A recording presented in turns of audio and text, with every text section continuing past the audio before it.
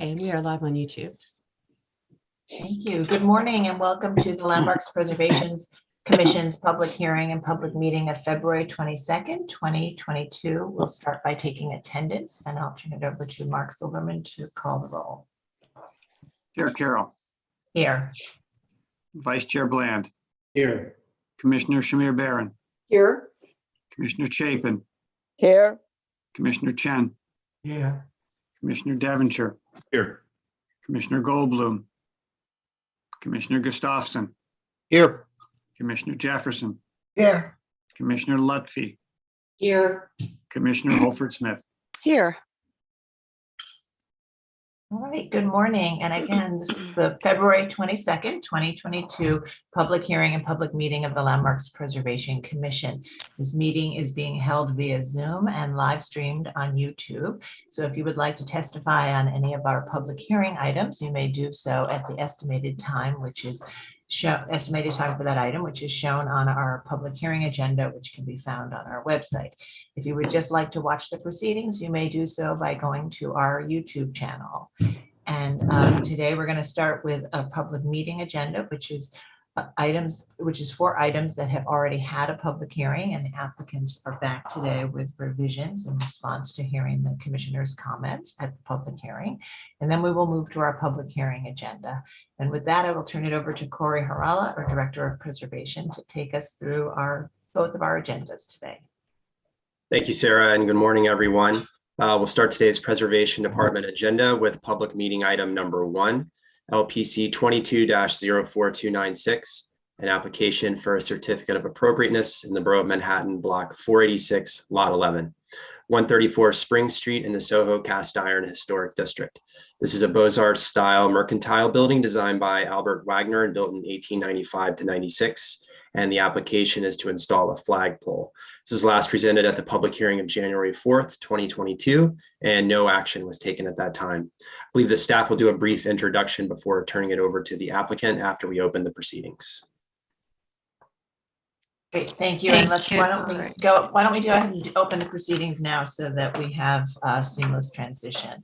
So Commissioner Gustafson, would you make a motion to open the proceedings? So moved. And Commissioner Holford Smith, would you second that motion? I second it. All in favor, say aye. Aye. Aye.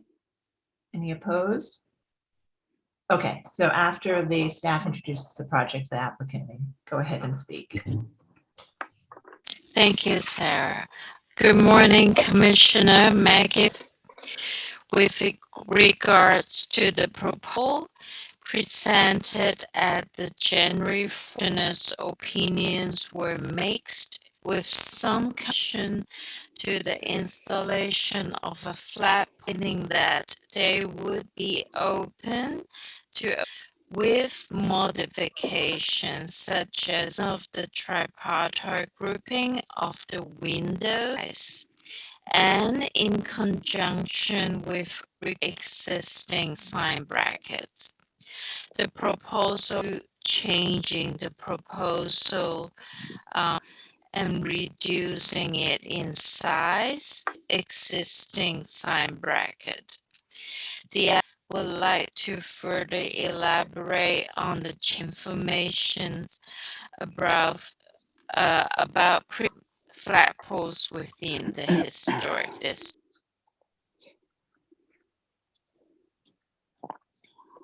Okay, I think that's my cue. Good morning, commissioners and landmark staff. Thank you for hearing this application today. My name is Jacky and I'm the preservation consultant on the project. As previously mentioned, let me start off by saying this proposal is for the removal of an existing bracket sign and the installation of a flagpole and banner. As mentioned, you last saw this on January 4th. At that time, commissioner comments were mixed, and so we have revised the proposal in response to your comments. Previously, the proposed flagpole was shown at 12 feet long with a 5x7 banner, and the location was set next to a central masonry pier. Now the flagpole is proposed at 9 feet long with the same 5x7 banner and centered under the tripartite windows. Oh, do I have control of this screen? Sorry. Just click on the Okay, screen, yes. you should be able to advance. Got it. Got it. Thank you. Here in the center photo is the previous proposed location for the flagpole highlighted in red. And on the right is the current proposed location centered under the window in red.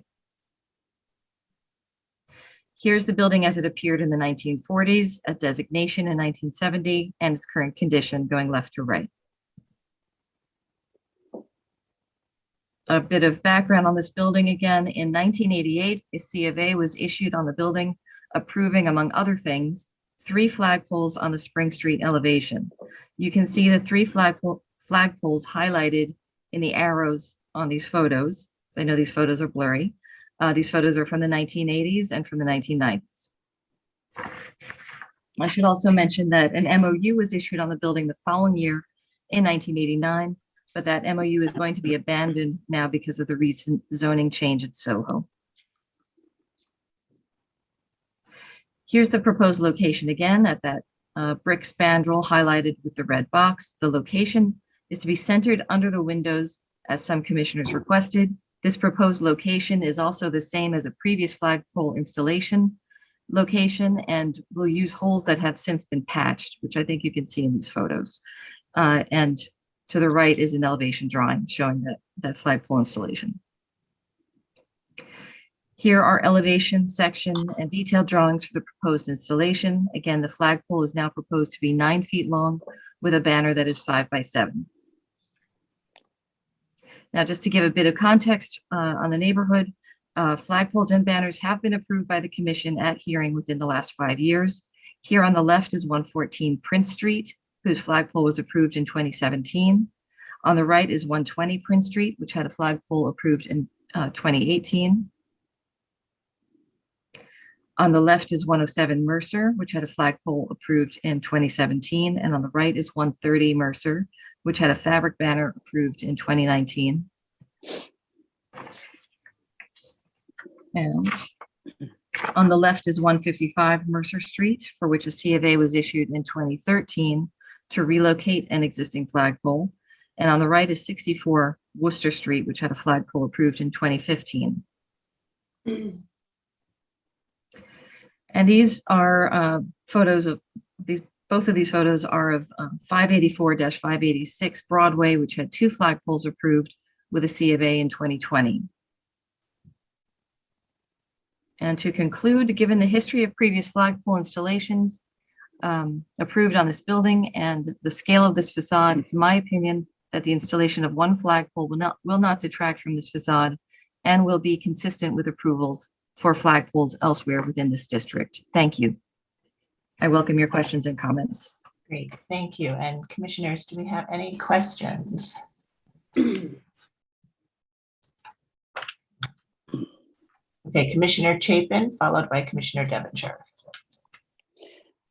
Yes, could the applicant just comment on the size of the pole and banner relative to other previously approved installations, if there are examples that are comparable? Okay, well, I tried to gauge that, but I mean, I would say that this pole is close to what we were proposing at 9 feet, but honestly, without getting on I'm terrible at math, and for me to, unless I can get on a ladder with a measuring tape or something to give me scale, it is hard for me to determine exactly. Obviously, I would say this one at 107 Mercer on the left definitely looks shorter. Exactly, exactly its size, I can't tell you. And these flagpoles, to me, look to be about maybe 5 to 6 feet, but again, I don't have the exact numbers.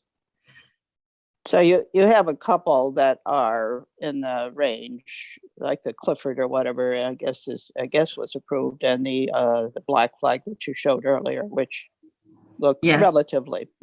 Thank you. Thank you. And Jackie, the one at 64 Worcester Street, you said we approved a flagpole Oh. on that building, but that hasn't been installed yet. Is that? Yeah, unfortunately, as you can see, there's a sidewalk bridge, and I don't know if that was obscuring the flagpole or if it's not been installed yet, Or temporarily removed? Okay. right, I couldn't tell, but I needed to include a current photo of the building. Okay. All right, Commissioner Devonshire, did you have a question? Your hand is It down. was the same question that Diana was going to ask. All of the flags that were cited seem to be much smaller than the one that's being applied for. So I was Okay. curious if there had been an estimate. I mean, you could conceivably scale off a known dimension in the photograph and determine how big this Mm. thing. Yeah, so I think these would be the most comparable. Yeah. Okay, Commissioner Lutfi? Since we're all having a little bit of a problem figuring out, what it's going to look like, I'm just wondering, are there any renderings that we could be looking at that the applicant made? It would make it so much easier. No, I'm sorry, that's just not something we thought to do. I'm And sorry. we haven't normally required it for rendering, for flagpoles. We haven't normally required renderings. Okay. Okay. But you're right, that's a good suggestion. I wish we'd thought of it. So, but I think that what is clear is that the commission has had a history of, particularly in the early period of the art galleries, of approving a lot of flagpoles and multiple flagpoles on buildings, and in some quite long. And then there was a step to move back from that, and the commission adopted bracket sign rules to allow applicants a faster approval if they did a sign instead of a flagpole. And then over the more recent years, the commission has started to evaluate and approve flagpoles, really considering the size of the building and the size of the pole. So I think we haven't approved 3 flagpoles on a building of this size like we did in 1988 recently, but we have approved flagpoles on larger buildings, finding that a single flagpole, depending on its size and location, wouldn't overwhelm a building. So last time we all, Commissioner Jefferson, do you have a question? Please go ahead.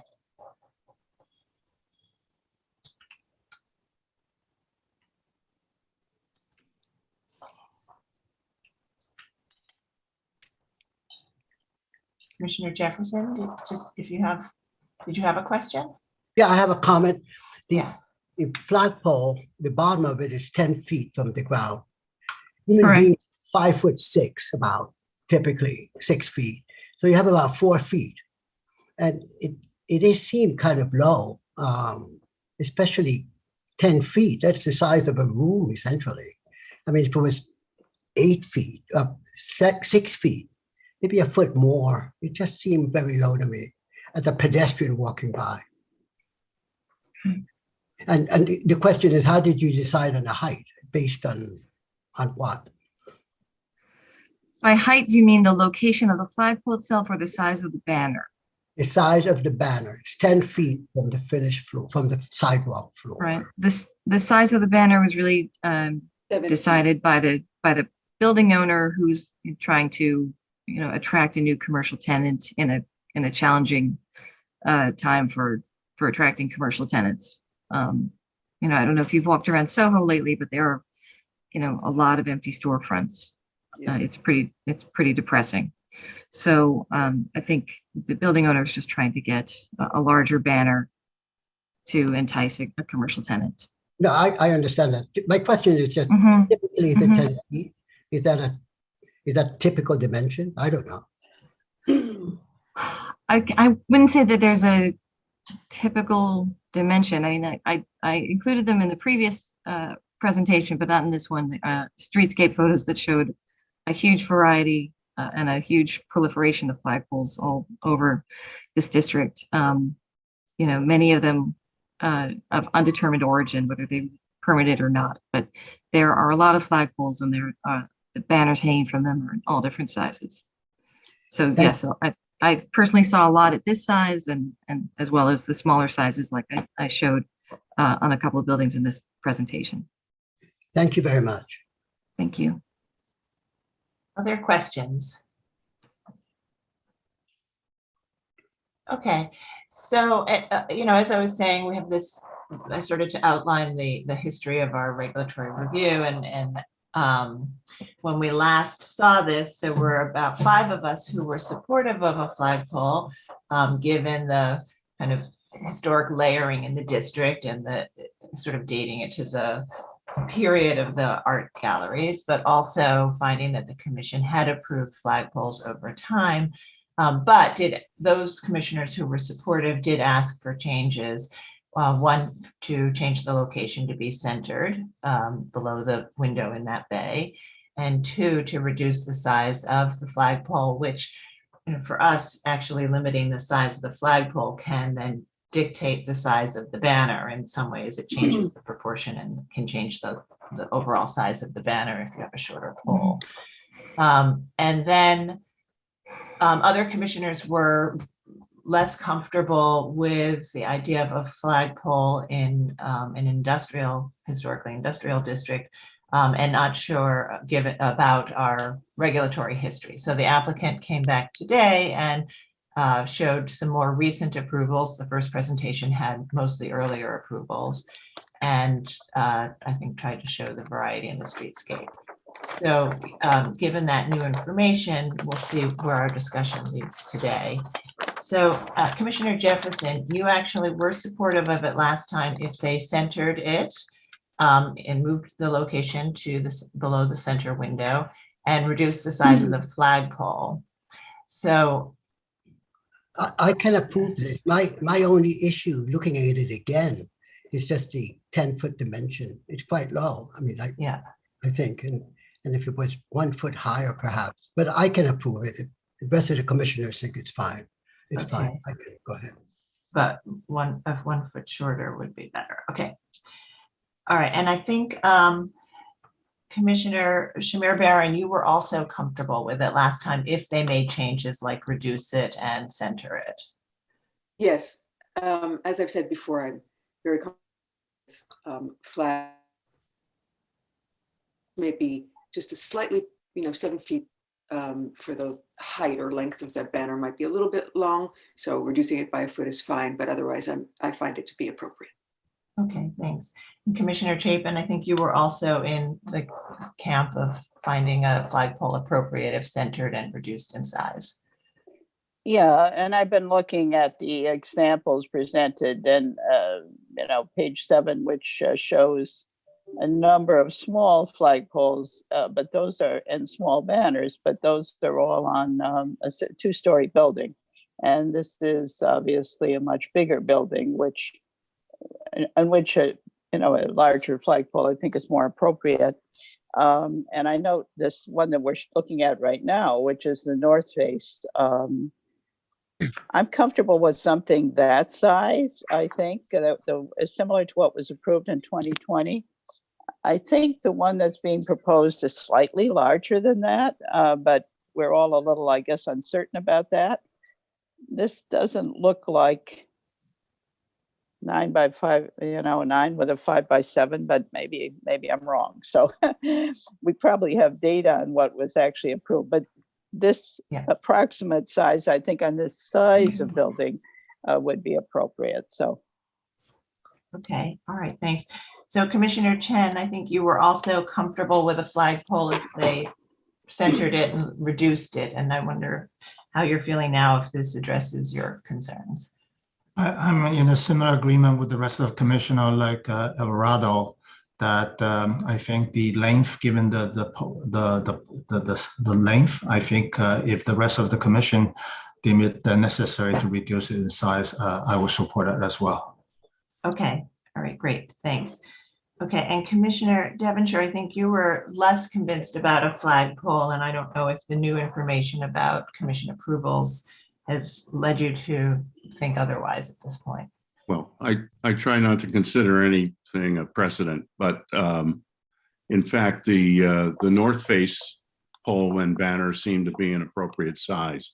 So if it was chopped back a little bit to that size, I would consider it appropriate.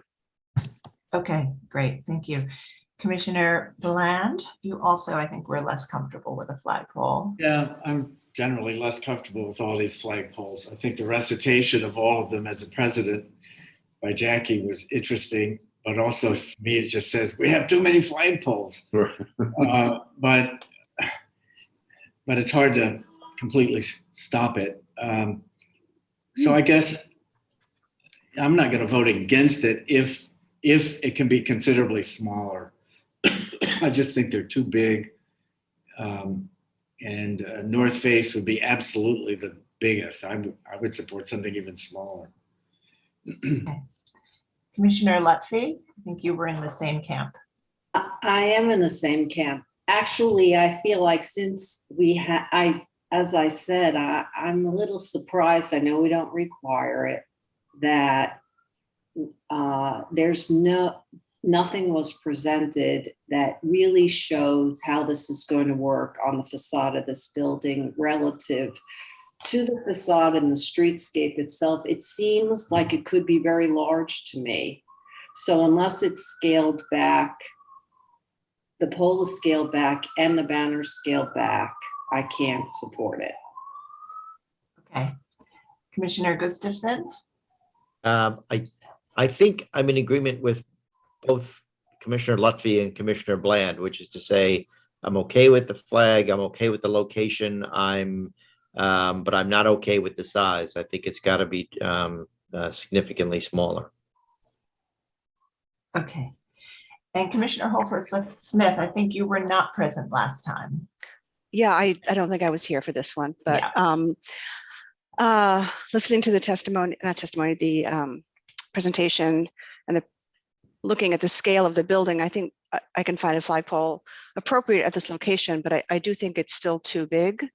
I mean, maybe something like 4 by 6. I think the North Face banner I think more people think that's appropriate because it's also much higher on the building.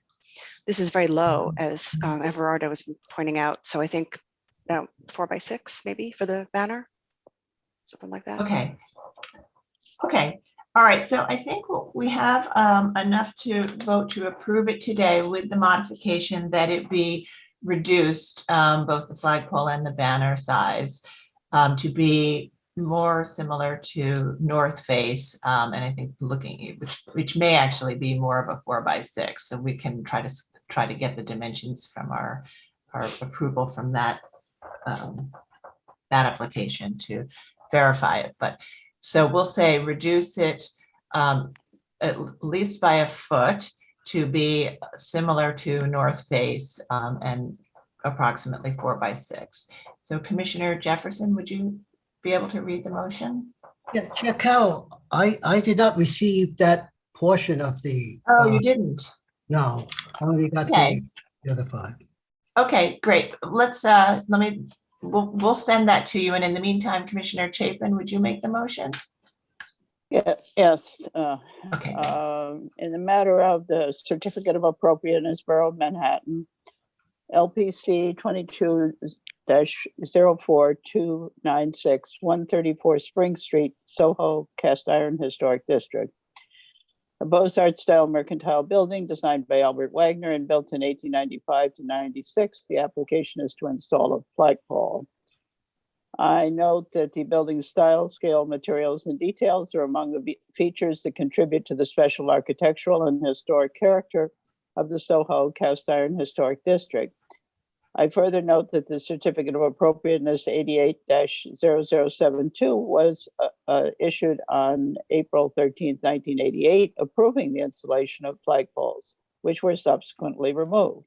And that modification of use 90-0003 was issued on November 9th, 1989, supporting an application for the issuance of a special permit pursuant to section 74-711 of the zoning resolution to permit the modification of use in bulk. I finally note that the property owners have indicated they intend to have the special permit rescinded due to new zoning, which eliminates the need for the special permit.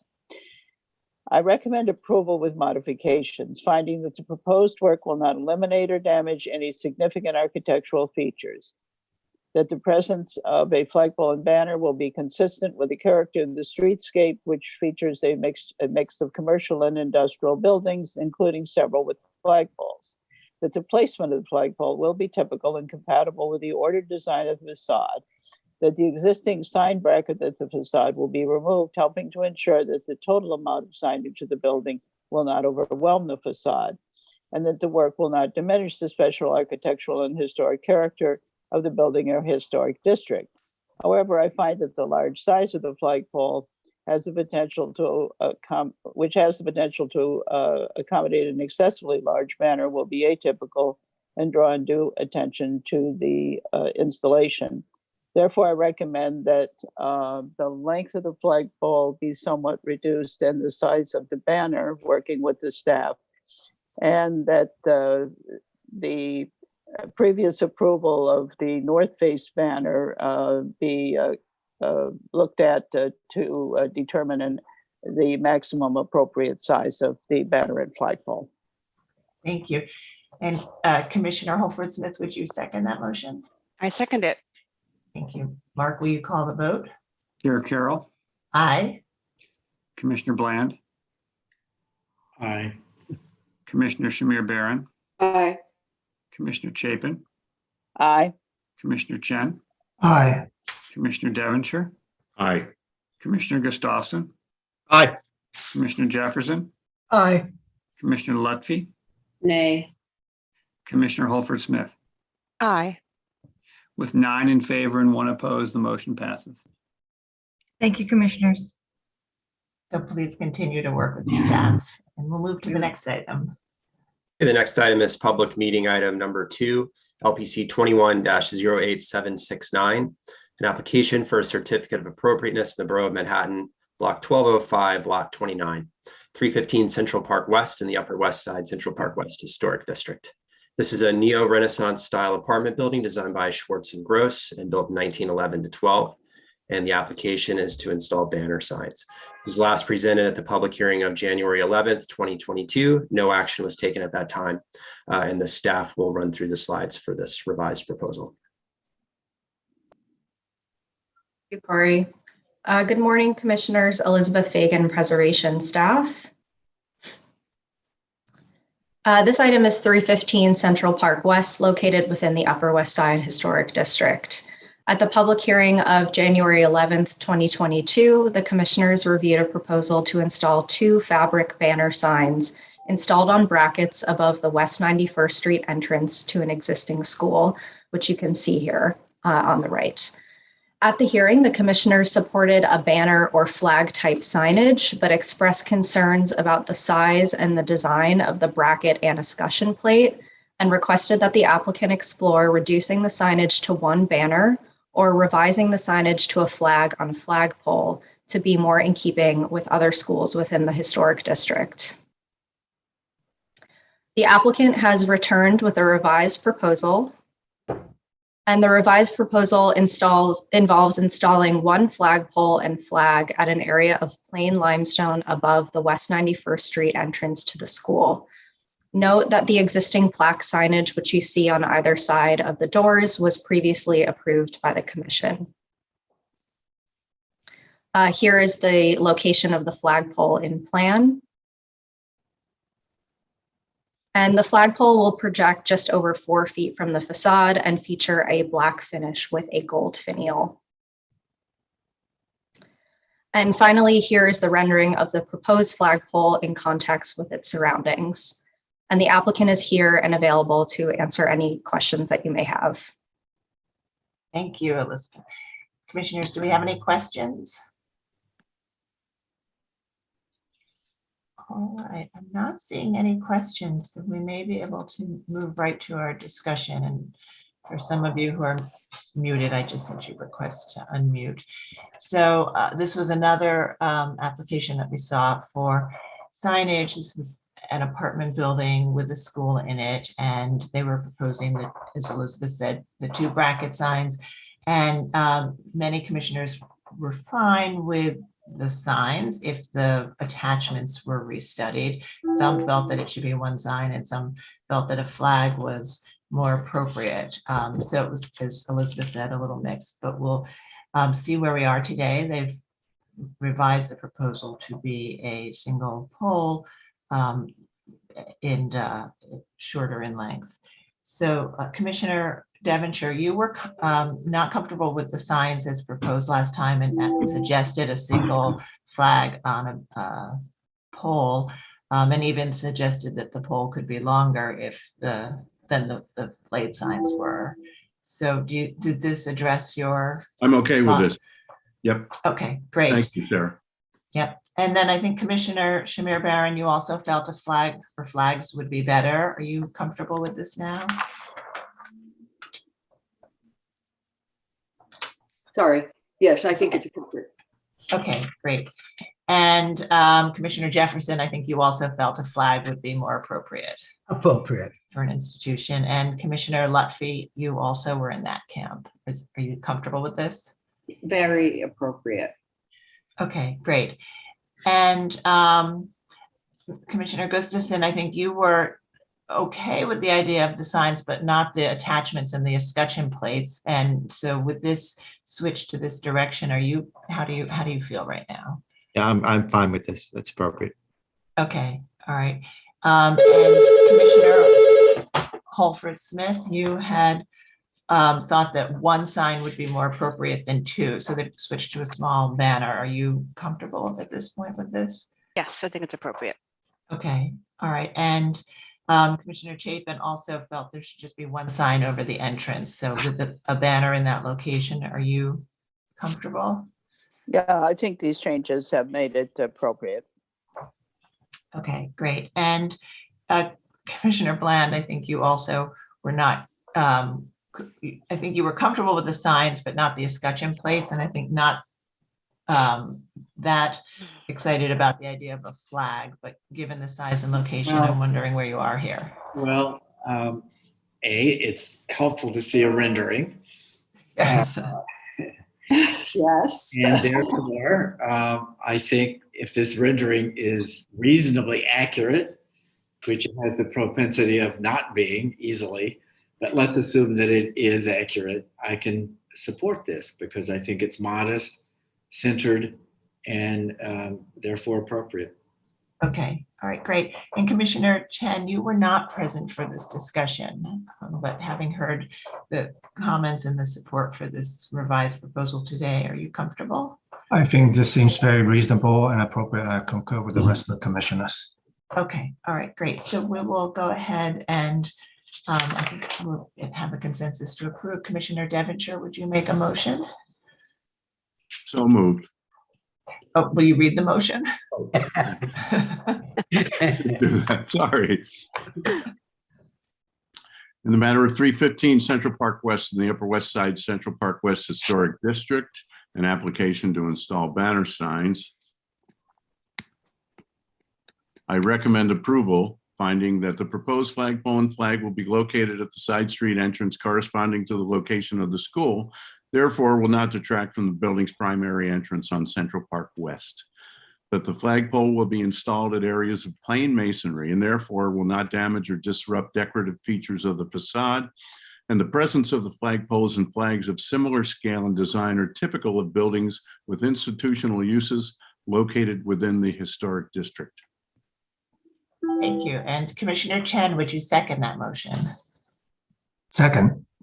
And Mark, will you call the vote? Chair Carroll, Aye. Commissioner Bland, Aye. Commissioner Shamir Barron, Aye. Commissioner Chapin, Aye. Commissioner Chen, Aye. Commissioner Devonshire, Aye. Commissioner Gustafson, Aye. Commissioner Jefferson, Aye. Commissioner Lutfi, Aye. Commissioner Holford Smith. Aye. With 10 in favor and none opposed, the motion passes. That's approved. Thank you. And we'll move to our public hearing agenda. Okay, we'll begin with public hearing item number 1, LPC 22-03153, an application for a certificate of appropriateness in the Borough of Manhattan, Block 29, Lot 7502. 1 Hanover Square, AKA 64 Stone Street, India House, individual landmark, also in the Stone Street Historic District. This is an Anglo-Italianate style bank building built in 1851 to 54, later combined with 3 Greek Revival style store and loft buildings built in 1836. And the application is to install signage and entrance and fill. Okay, Commissioners, the applicants have entered the hearing. You now have control of the presentation. Just click on your screen, and then you can advance the slides using your arrow keys. Please state your name for the record, and you may begin. Good morning, Commissioners. Ward Dennis with Higgins Quays Barth and Partners, preservation consultant for the project. I am joined by the architects, S9 Architecture, and the project owner. As Corey mentioned, the project is India House, located at 1 Hanover Square. Hanover Square here. We are proposing to change the signage over the front door on Hanover Square, as well as modifying an existing window on Stone Street to create a additional means of egress on Stone Street. Just some brief history, which is relevant to the signage change. 1 Hanover Square was originally the home of Hanover Bank. Hanover Bank enlarged their building in 1854 to create the footprint of the original 1 Hanover Square. Subsequent tenants, including the Cotton Exchange and W.R. Grace, occupied the building in the 19th century, and in 1914, India House took over the building and expanded into one of the loft buildings that you see here on the top right. These buildings that go through from Pearl to Stone Street are the 3 loft buildings. You can see on the bottom left that by 1916, India House had expanded into one of those loft buildings. That is 64, and that is the loft building where we are proposing to change a window to a door. By 1930, 1935, India House had expanded into 2 additional loft buildings further west on Stone and Pearl Street. These are some images showing the building at different points in time. The image at the top left in 1871 was when the Cotton Exchange opened. You will see in a moment that at that time, the Cotton Exchange had their name on the frieze over the front door. On the bottom left is a 1907 photo showing the building in the last years of W.R. Grace and Company. W.R. Grace had their signage over the door as well. By 1914, India House had occupied the building. India House actually undertook 3 major renovations of the building between 1914 and 1951. What you see here in the Habs photo from 1934 is after 2 renovations, both done by, designed by Delano and Aldrich to convert the building to a clubhouse for India House. You can see that they removed the screen at the top of the building and changed the railing at the top of the building and made a lot of other changes throughout. This is the building in its existing condition at the end of 2021, showing it after another major renovation that took place in the 1950s that was designed by Nicholson and Galloway, or executed by Nicholson and Galloway, I should say, that made further changes, including second change to the signage over the front door. So this is an existing front elevation showing the front entrance with the India House name over the front door and a fabric canopy. We will be removing the fabric canopy. We will be doing restoration work at the front doors, and we are proposing to replace the signage over the front entrance with a simple 1 Hanover Square to be in cast stone, matching the existing cast stone that exists throughout the front facade. You can see on the left the existing India House signage and the proposed 1 Hanover Square, 1 Hanover. And just to note, the vertical lines that you are seeing here, The stone piece will occupy the full extent of this frieze from side to side.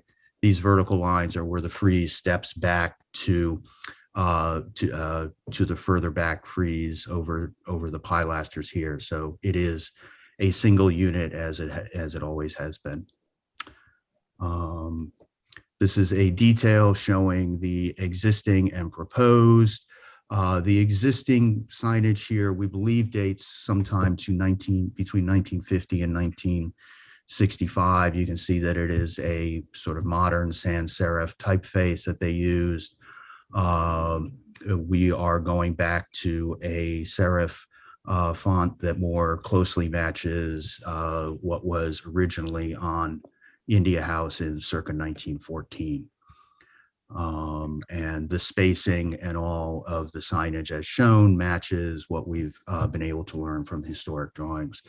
So just to conclude on the signage, you can see on the top left from Cotton Exchange, to the right, W.R. Grace, and then on the top right, India House in its original serif font signage. And then at the bottom images, you can see that the post-1950s signage is a sans serif. So the signage has certainly changed with every tenancy of the building. The new owners will be using the upper floors for office spaces. The ground floor, Harry's, is not changing at all, and Harry's is not going anywhere, so we can all be comfortable with that. But as I said, the signage has certainly changed with every tenant that has come through, and even the signage that exists on the building now is not original to the India House usage. The second area where we are proposing work under your review is on Stone Street. You can see on the left the existing plan. We have a window. We propose to change that to a door for egress purposes. This is a detail of the plan. Because this is where the loft buildings start and the original One Hanover building ends to the left, there's a really confusing set of egress paths here. Part of what we're trying to do is simplify the egress and get the code required egress from that main stair C that you see behind at the top of the photo on the right. And you can see on the photo on the plan on the right, the proposal to change that door to a ADA compatible with the side light, which is what the code currently requires. The two flanking exits, there is no work proposed there in terms of plan. And this is an existing view down Stone Street. This is the area that we are talking about, and this is the window where my cursor is. And then zooming in, we can see a more detailed photo and a detail at the right. These openings were modified under a C of A in the late 90s. So what we're looking at this window is a non-historic granite sill and a non-historic brick bulkhead below, with historic granite piers and granite plinths below on the right and the left. So everything that we are removing is non-historic infill that dates from about 1999 to 2001. This is an elevation of the full Stone Street facade. This is the area that we are talking about here. And then this is the proposed in the full elevation, and a detailed elevation, again, removing non-historic granite sill and brick and a louver. To drop the sill, we will be doing repairs to the historic granite plinths and piers as necessary. All of the new doors will match the doors that were previously approved in design, detail, and color. As I said, there's no modifications to either of the flanking entries, although we are cleaning things up a bit, for instance, by removing a roll down grit gate on the right-hand entry. We do have some details of the doors as proposed. Again, all of these details are based on The existing doors to the right and the left, we're matching the details exactly 1-to-1, but happy to go through those in more detail if you like. And that is it. So really two things. One is modifying window to a door on Stone Street. The second is changing the name on the front entrance of the building from India House to 1 Hanover. Okay, thank you. Commissioners, do we have any questions? Yes, Commissioner Jefferson, please go Just ahead. one question.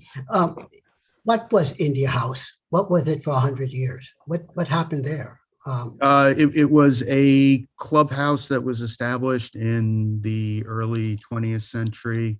The current owner, has a, I guess, very colonizing kind of name, and that's one of the main reasons for wanting to shift over to just the building address 1 Hanover. But it was a private club. Okay, thank you. Okay, other questions? Okay, I'm not seeing any other questions right now, so we'll move to public testimony and see if we have anyone here who would like to speak. If you would like to testify on this item, please raise your virtual hand so we can identify you. And I will turn it over to Sasha Seeley to take us through the testimony. All right, so I do have for my first sign up from New York Landmarks Conservancy, Blair Walsh. Blair, you should be receiving a request from me to rejoin the meeting as a panelist. Okay, Blair, I see that you are in the meeting. Please just unmute your mic and state your name for the record. You have 3 minutes to speak.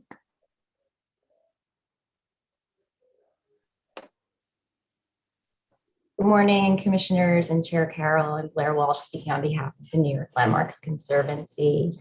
One moment. Having housed the Cotton Exchange, the W.R. Grace Corporation, and India House, 1 Hanover Square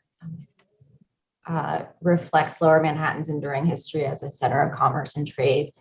As a relatively early example of the Italianate style in New York City, it can be viewed as the architectural prototype for the city's now ubiquitous brownstone row houses.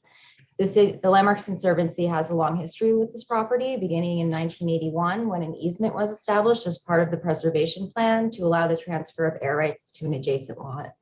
In the early 2000s, as the holder of the aforementioned preservation maintenance easement, the Conservancy nearly took the owners to court to force them to perform desperately needed restoration work. Conservancy staff oversaw the eventual execution of that work and helped arrange the financing for the project. We remain committed to the future preservation of 1 Hanover Square and the interconnected buildings on Stone Street. The Conservancy does not object to changing the incised lettering at the front entrance portico. This building has documented history of lettering at this location being changed to reflect the building's use.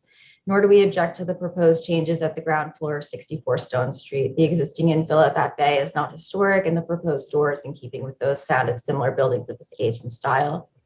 We would like to take this opportunity to express concern for other potential changes at 1 Hanover Square. The upper floors of this building has been used as a private social club by a single owner for over a century. This building was intended to be preserved to a very high degree in exchange for the ability to sell air rights. It should not be viewed as an ordinary individual landmark, but held to an even higher standard. Changing the use of the upper floors to a co-working space will likely entail additional changes to the property that are not being presented today. Should additional signage, security cameras, or mechanical systems upgrades be necessary, we hope the Commission and staff will hold the owners to the high standards required by the air rights transfer and keep the cumulative effect of proposed interventions in front of mind. We also encourage the ownership to treat their new acquisition with the respect it deserves, both inside and out. In the past, the Conservancy has allocated significant resources toward the preservation of this building because we know it is a building that should exist for the benefit of future generations. While interior alterations are not being reviewed at today's hearing, we hope the new owners will acknowledge the rare privilege of occupying such a structure and respect the character of the building when making changes. Thank you for the opportunity to express the Conservancy's views. Thank you. All right, next, Christina Conroy, you'll be receiving a request from me from the Victorian Society, New York. Okay, Christina, I see that you are in the meeting. Please just unmute your mic and state your name for the record. You have 3 minutes to speak. Thank you. Good afternoon. Okay, hang on. Let me get on exit full screen. Okay. Good morning, commissioners. I'm Christina Conroy for the Victorian Society of New York. Now, the Victorian Society supports this project. The canopy proposed for removal adds nothing to the value of the building, and the replacement of the cast stone and tablature frieze, assuming the frieze is a later stone cast addition, also will have little effect. We note, however, that the name India House has a long association with the building. Now, given the building's architectural importance and history, we encourage the creation of a display near or inside the building documenting this history. This is in similar fashion to the excellent suggestion recently made by the Commission for the 44-45 9th Avenue buildings. The conversion of a rear window to the door on the Stone Street facade, although likely not reflecting the historic configuration, would apparently not affect historic material and fits well within the building's original bays and with its neighbors on the street. While we typically object to asymmetrical doors, in this case, the panel design successfully obscures that fault. Finally, we want to bring to attention of the Commission and the applicant a feature of the building that is not in this application.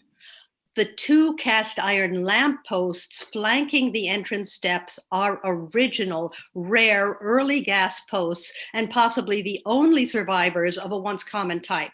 Now, these posts were identified by the Commission staff during its survey of historic landmarks in the city, undertaken in 1994. Called the Boulevard, these posts were common in parks and park-like boulevards. They first used gas and later electricity for illumination. Eventually, they were replaced by posts common in parks today, the Type B.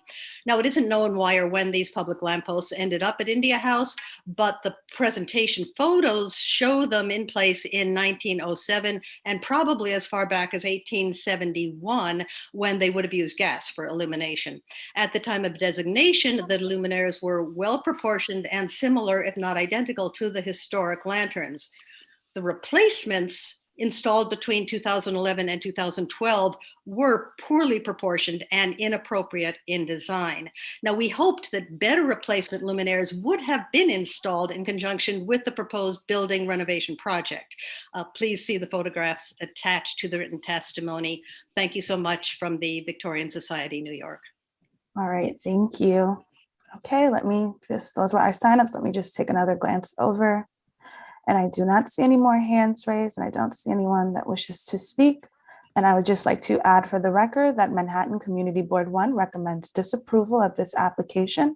The board would like to request that the applicant maintain the original doors as well as the India House plaque. And I will pass it back over to you, Chair Carroll. Thank you very much, Sasha. Okay, so I think the community board's testimony is recommending disapproval based on the doors and the signs. So I think you can address that. The other testimony that we just heard is supportive of the two components of this application, but raised other issues outside of the scope of the application. But if there's anything you'd like to say on those matters, you may do so as well. Yeah, certainly. Thank you, Chair Carroll. Regarding the community board, we presented this in, I believe, November to the board. At that time, we were proposing modifications to the front entry doors on Hanover Square. Working with landmark staff and working in particular with the Conservancy, we went through a number of different iterations in part to address the community board's concerns. And ultimately, we are not doing any work on those doors other than to restore them to their existing and historic operation. So the major point that the community board objected to in their disapproval has been removed from the scope entirely. Regarding their comment on the signage, I think we've been through that in some detail, and I think that both the Conservancy in particular, their comments are relevant here. So regarding the other comments, as I said, we have been working with the Conservancy throughout. They do hold the easement on the property, and we've been working with landmark staff as well. This is part of an overall rehabilitation of the building, including exterior restoration work that is being done at staff level. There is a staff level filing that we are actually finishing up and getting ready to submit, but we have been reviewing that all along with landmark staff and with the Conservancy. I think that everything that we are showing is highly restorative. A lot of it is based on the very excellent documentation we have from the 1934 HABS project, which included not only the photographs that we showed here, but extensive drawings that were done. So really show us the condition of the building as of 1934 before the major 1950s renovation was done. And last, regarding the Victorian Society's comments on the lamppost at the front entrance, I was not aware of that, and we will look into that, and I'm sure we'll be having a discussion with Landmark staff as well on that. But that was, whatever was done there was done by the building owner, not by this applicant, who is the tenant for the upper floors only. Right, and it seems it was approved by the commission as well. Yeah, like I said, I actually don't know the history there, so we can go back to see that. Okay. All right, so I think. And the last thing, yeah. the Victorian Society did mention the cast stone. That existing signage block at the frieze is cast stone. As I said before, dates to 1950 to 1965. It was definitely in place by the time of designation. I believe it was installed when they did a renovation in 1951, but I can't say for sure. And then also to note that much of the stone on the building is cast stone and stucco. Okay, thank you. We do have a question from Commissioner Shamir Barron. Please go ahead. Thank you. Sorry, Ward, if you already went through this, but I think I may have missed it. So the 1852 Hanover Bank, do we have images of that, firstly? And then secondly, the 1871 photo, is that already India House engraved in or in the written in, or does it say something else? So firstly, okay. Second one first, the 1871, which is a litho or drawing, is Cotton Exchange. That's when Cotton Exchange took over the building, and that signage says Cotton Exchange. In 1886, W.R. Grace became the tenant for the building. So from 1886 to 1914, the signage said W.R. Grace and Co. Got it. Starting in 1914 to 1951 or so, India House had one signage block that was in a serif font. From 1951 or so forward, it was a sans serif. I think we have images of drawings of the building when it was Hanover Bank, but not in this presentation. I don't think we were focused on the signage, so I don't think they had that information for us in there. But it was not at all the building that we see today. That Hanover Bank building was a completely different building. It didn't take up that much of the block. And well, the original Hanover Bank, which I think was constructed, or the bank was founded 1851-52, and I'm not sure if they moved into an existing building or constructed that partial block building. The full block building dates to about 1854, which was the first expansion that Hanover Bank did. So they expanded in 1854, occupied the building until about 1871, and that's when Cotton Exchange came in. Got it. Thank you. Okay, any other questions? Yeah, Commissioner Lutfi, please go ahead.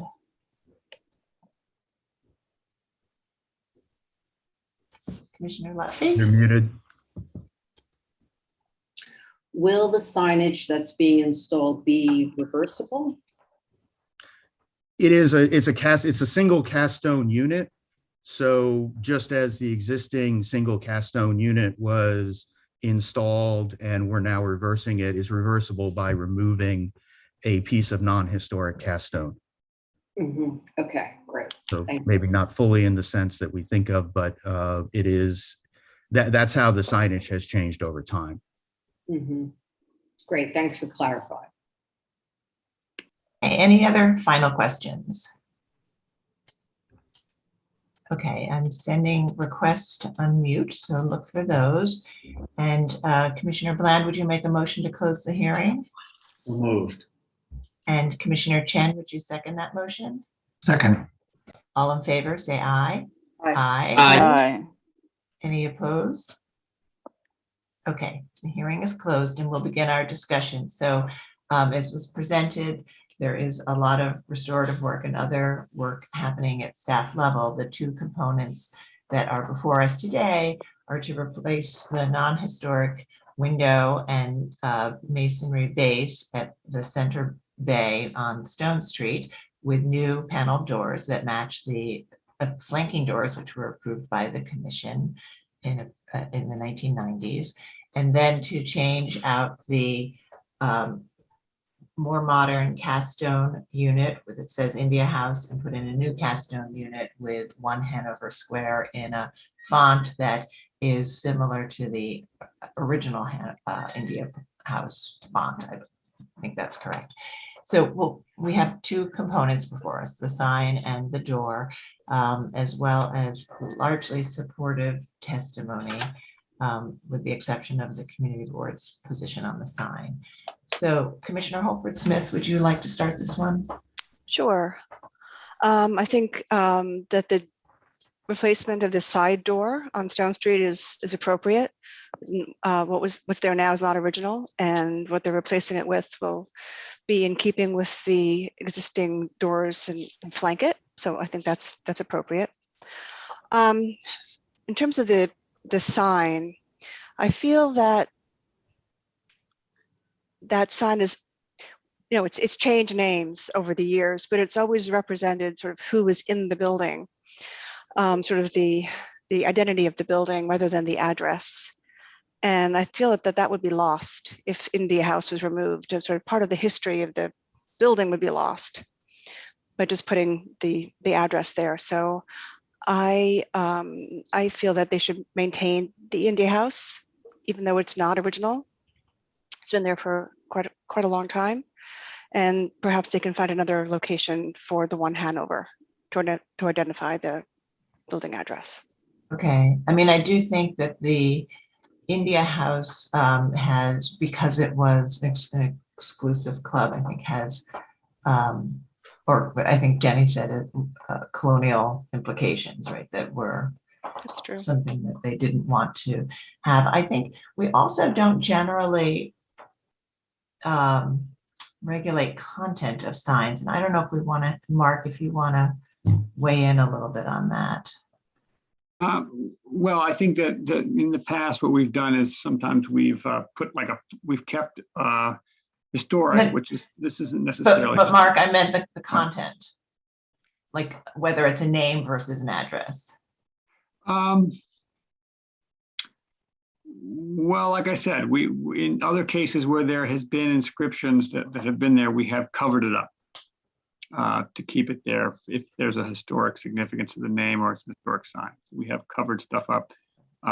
But if this was a new application, we wouldn't, obviously, a building didn't have any history here, we wouldn't be deciding whether a name or an address would be appropriate.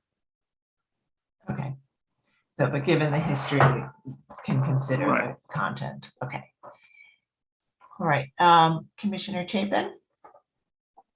Yeah, I agree with the comments by Commissioner Holford Smith about some of the changes. I think in general that everything that's being done is appropriate. With regard to the signage, obviously the history is interesting, and it'd be good to preserve it in some way, but I feel that requiring them to have India House over the door is perhaps not too appropriate at this time any more than having a cotton exchange up there would be, even though that's part of its history and an important one. So I think, as the council just referenced, that maybe the appropriate thing would be to cover the sign. The sign could be preserved, but then they would be able to put up an appropriate signage for their building that, works for their needs. Okay, great.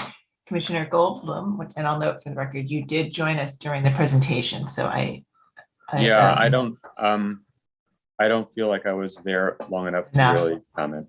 Okay. Commissioner Devonshire? Yeah, I'm okay with the changes on Stone Street. My feeling about the sign is that the India House sign has been there long enough that it has attained historical significance.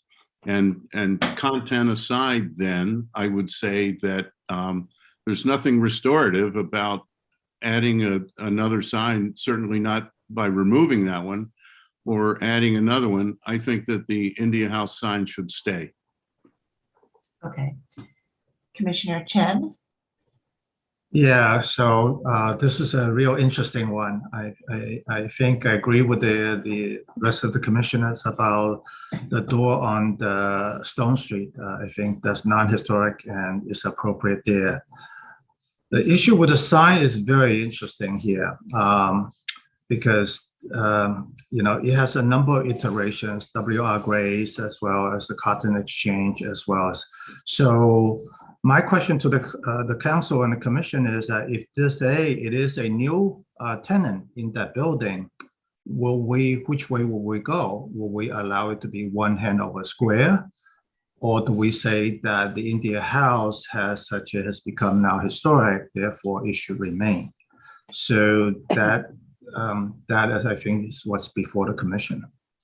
Okay, Commissioner, if I can just jump in, I think that in the past where there's been an issue of a name or content that has, like an old church or something like this, that a new tenant does not necessarily want to associate with or whatever, the commission routinely allows a historic sign to sort of a plaque to be put over that sign with a new name, and that way the historic content and signage remains. If in the future someone else wants to use it for some reason, it's there, but it allows a current owner to sort of, who doesn't want to be associated with it for whatever reason, to sort of do that. I think that's sort of a standard practice, and I would recommend that perhaps we think about that here.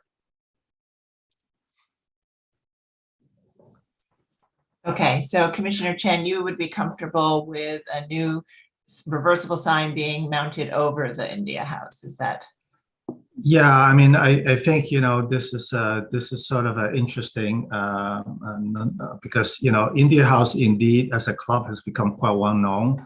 I'm sure all of us have been inside having lunch or dinner, and so we're familiar with this thing. And so in a way, it comes to know by its current name, even though it is indeed one Hanover Square.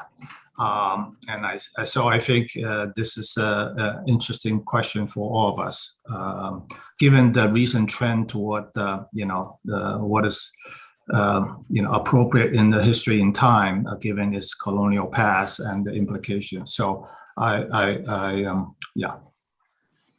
Okay. All right. I mean, I think this is an interesting discussion, and we certainly have with religious properties and or former bank buildings that are becoming a new use, a theater or a restaurant. We have where we felt that the name had historical significance, we have allowed covering it, as Mark has suggested. There are other times that we've allowed replacing it, and I think while not engraved signage, RCA sign was replaced with a GE sign to reflect the new owner, which was subsequently replaced with Comcast. So I think it's a very interesting thing to think about. But I do think that whether it's replacement or covering it, we have historically allowed new owners and new users to have their own identity. Okay, so Commissionerchapin, did you want to add something now? Or, yeah, okay.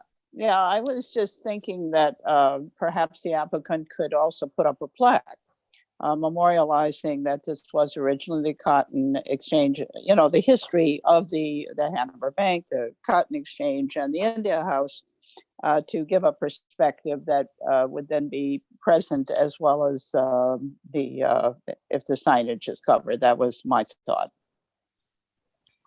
Okay. Commissioner Bland? Well, boy, do I benefit from the discussion at this point and the clarity in my own thinking was made crystal clear by Sarah, yours, and Mark's little recitation. So I'm perfectly happy now that I understand a little bit more of the history here of what we've done over time of allowing a new sign to be placed over the existing India House, which will be retained on the site in its existing place if it's ever needed in the future. To be shown again. I also like Diana's idea of a plaque. I'm big on plaques. I don't think it needs to be right here in the front.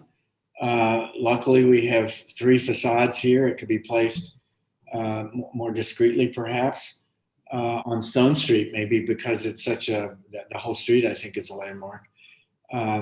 It's showing the long history, not just the India House years, but the entire history of this very important and interesting and handsome building.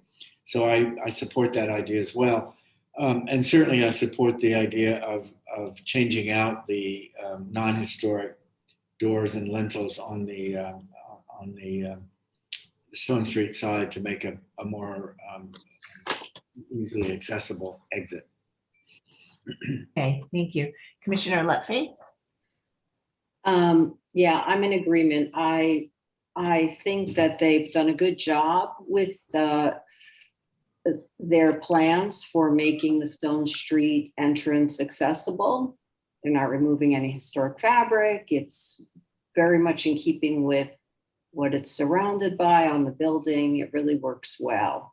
And I also think, because we clarified the fact that if a panel can be placed over the existing signage so that it's reversible at some point by someone who either wants yet another name on this building or wants to go back to what was there before, that works perfectly. I also like the idea of the plaque.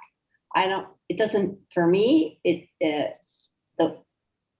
would be wonderful to understand, for people to understand the history of this building, but it doesn't have to be on the outside. It could be on the inside as well. Okay, thank you. Commissioner Jefferson? I have a different point of view. This is an individual landmark. It's a building and architecture that's designated as a landmark. I do not like to change landmark on principle. So I believe that the India House should remain because when it was designated, it was there and it's a landmark. The issue in Stone Street, I think that I can accept that, remove all the fabric, the stone, the bricks, and putting a new doorway. I can accept that. Okay.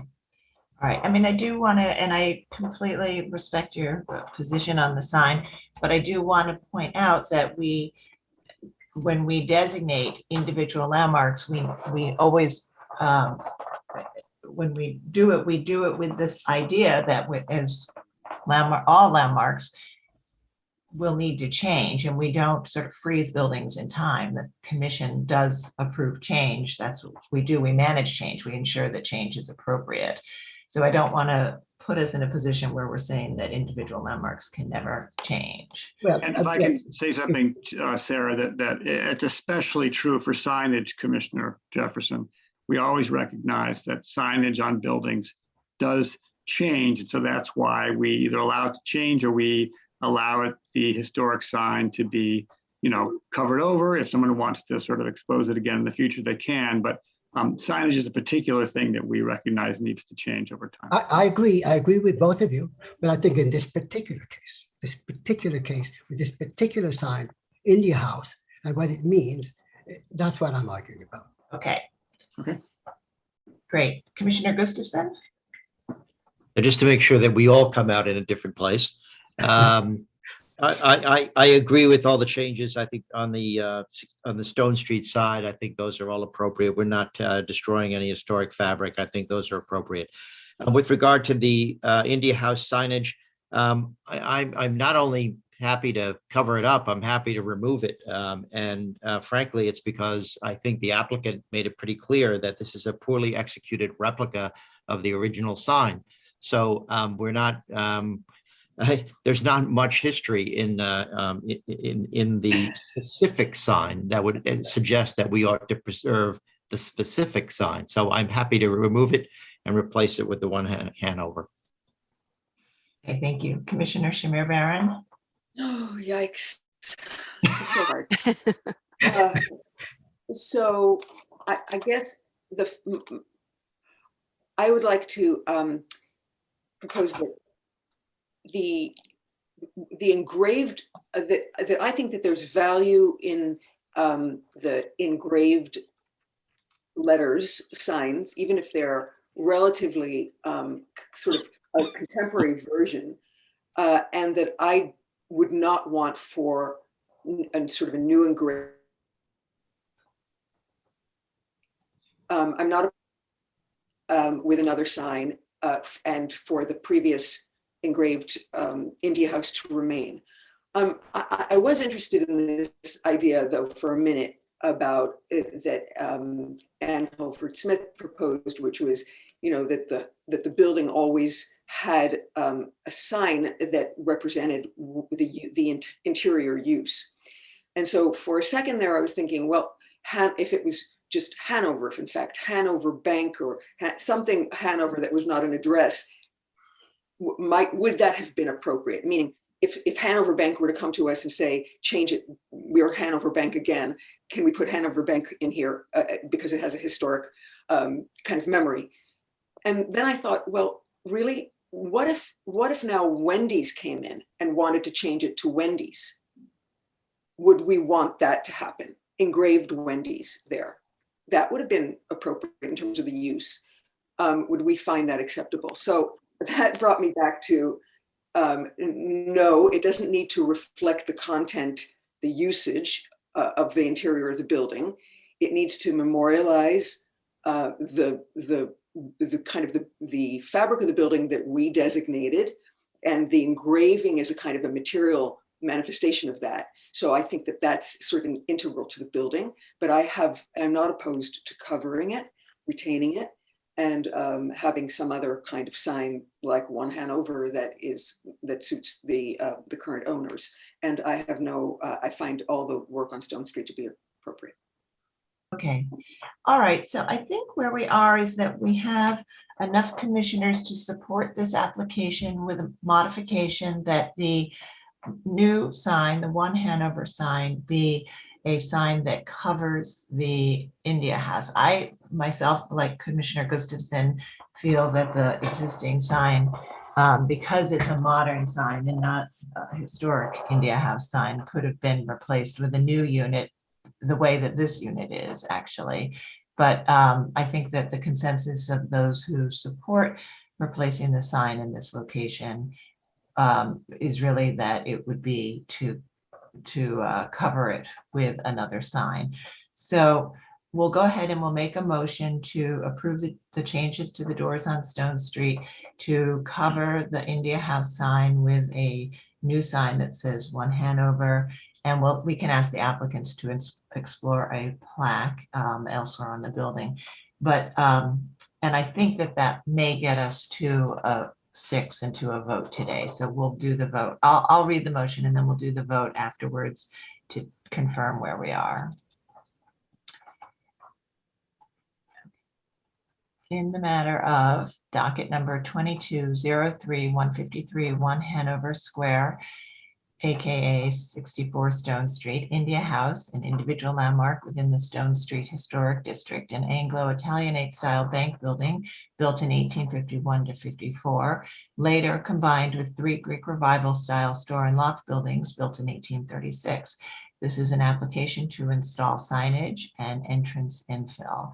And I note that there is an easement at the building held by the New York Landmarks Conservancy to ensure compliance with a maintenance agreement that was established in 1981 with a pursuant to section 7479 application to the City Planning Commission.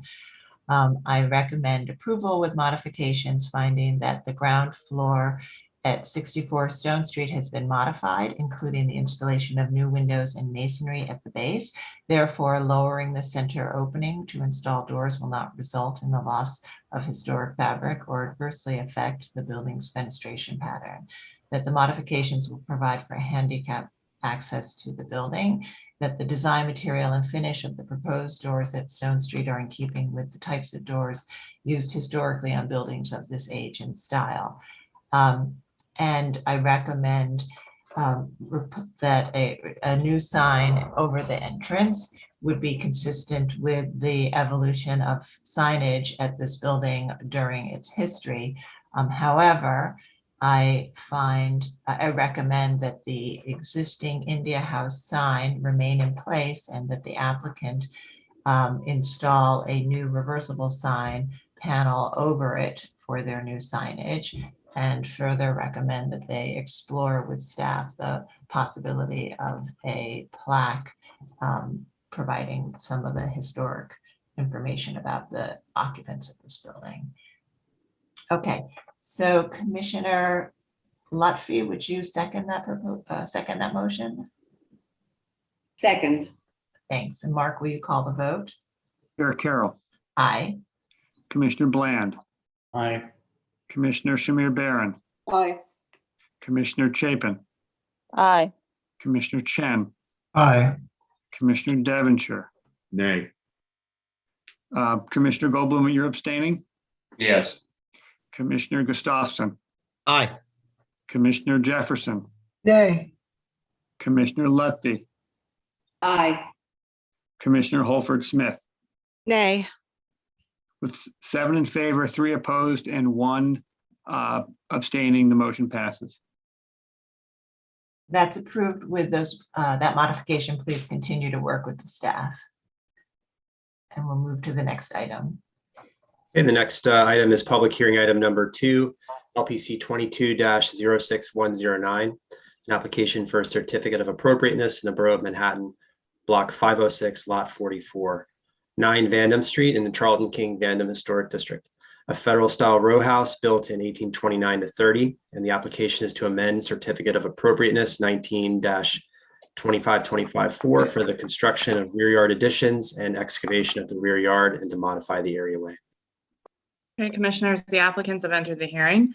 You now have control of the presentation. You just need to click on your screen, and then you can advance the slides using your arrow keys.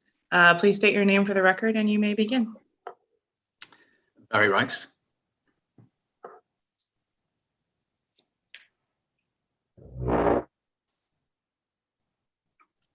I'm waiting for my colleague Uthra to join the call. She's going to be moving the cursor for me.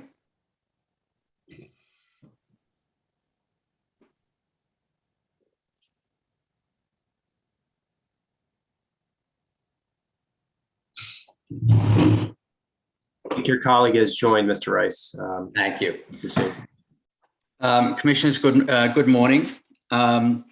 I'm Barry Rice, the architect for proposed alterations at 9 Van Dam, a project that has been before the Commission previously and received a certificate of appropriateness for certain alterations and improvements to the building.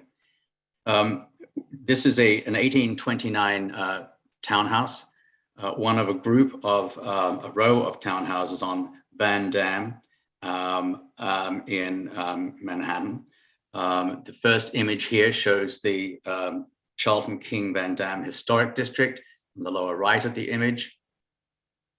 And also the street elevation of 9 Van Dam to include the facades along that street. 9 Van Dam is at the extreme right of that group of townhouses in the upper portion. Next image. Here we have a representation of the block, and in particular, if we look in the dotted area, this is 9 Van Dam as it was prior to any work being done. I should add at this point that subsequent to the previously approved addition work has proceeded. I've been retained by a new owner, not the owner that presented to you previously, and we're proposing to do an addition in the rear as indicated in the enlarged portion of this page, the enlarged bulk plan down here. And you'll see that in the context of the block, our townhouse is part of a row, as I mentioned, along Van Dam, but also a group of townhouses along Charlton, which are at the rear of our property. Next image. So just as a way of briefly describing the extent of what we're proposing, the gray area, 9 Van Dam is in the lower left of this image. The gray area indicates addition or additions from the original structure on the second floor, the first floor, and a small addition at the basement level. This image also clearly shows all the open space in the contiguous areas along the block. Next image. An aerial view looking back the other direction. This is, I guess, looking from the northwest down. On the left, we see the second story addition, first story addition, and partial basement addition. Next image. So these three images starting from the top left indicate the original massing of the townhouse at the rear. And the second image represents the previously approved additions to the second floor and first floor and basement levels. The final image on the lower right indicates our proposed changes to the second floor, first floor, and basement levels. Just let you just digest that.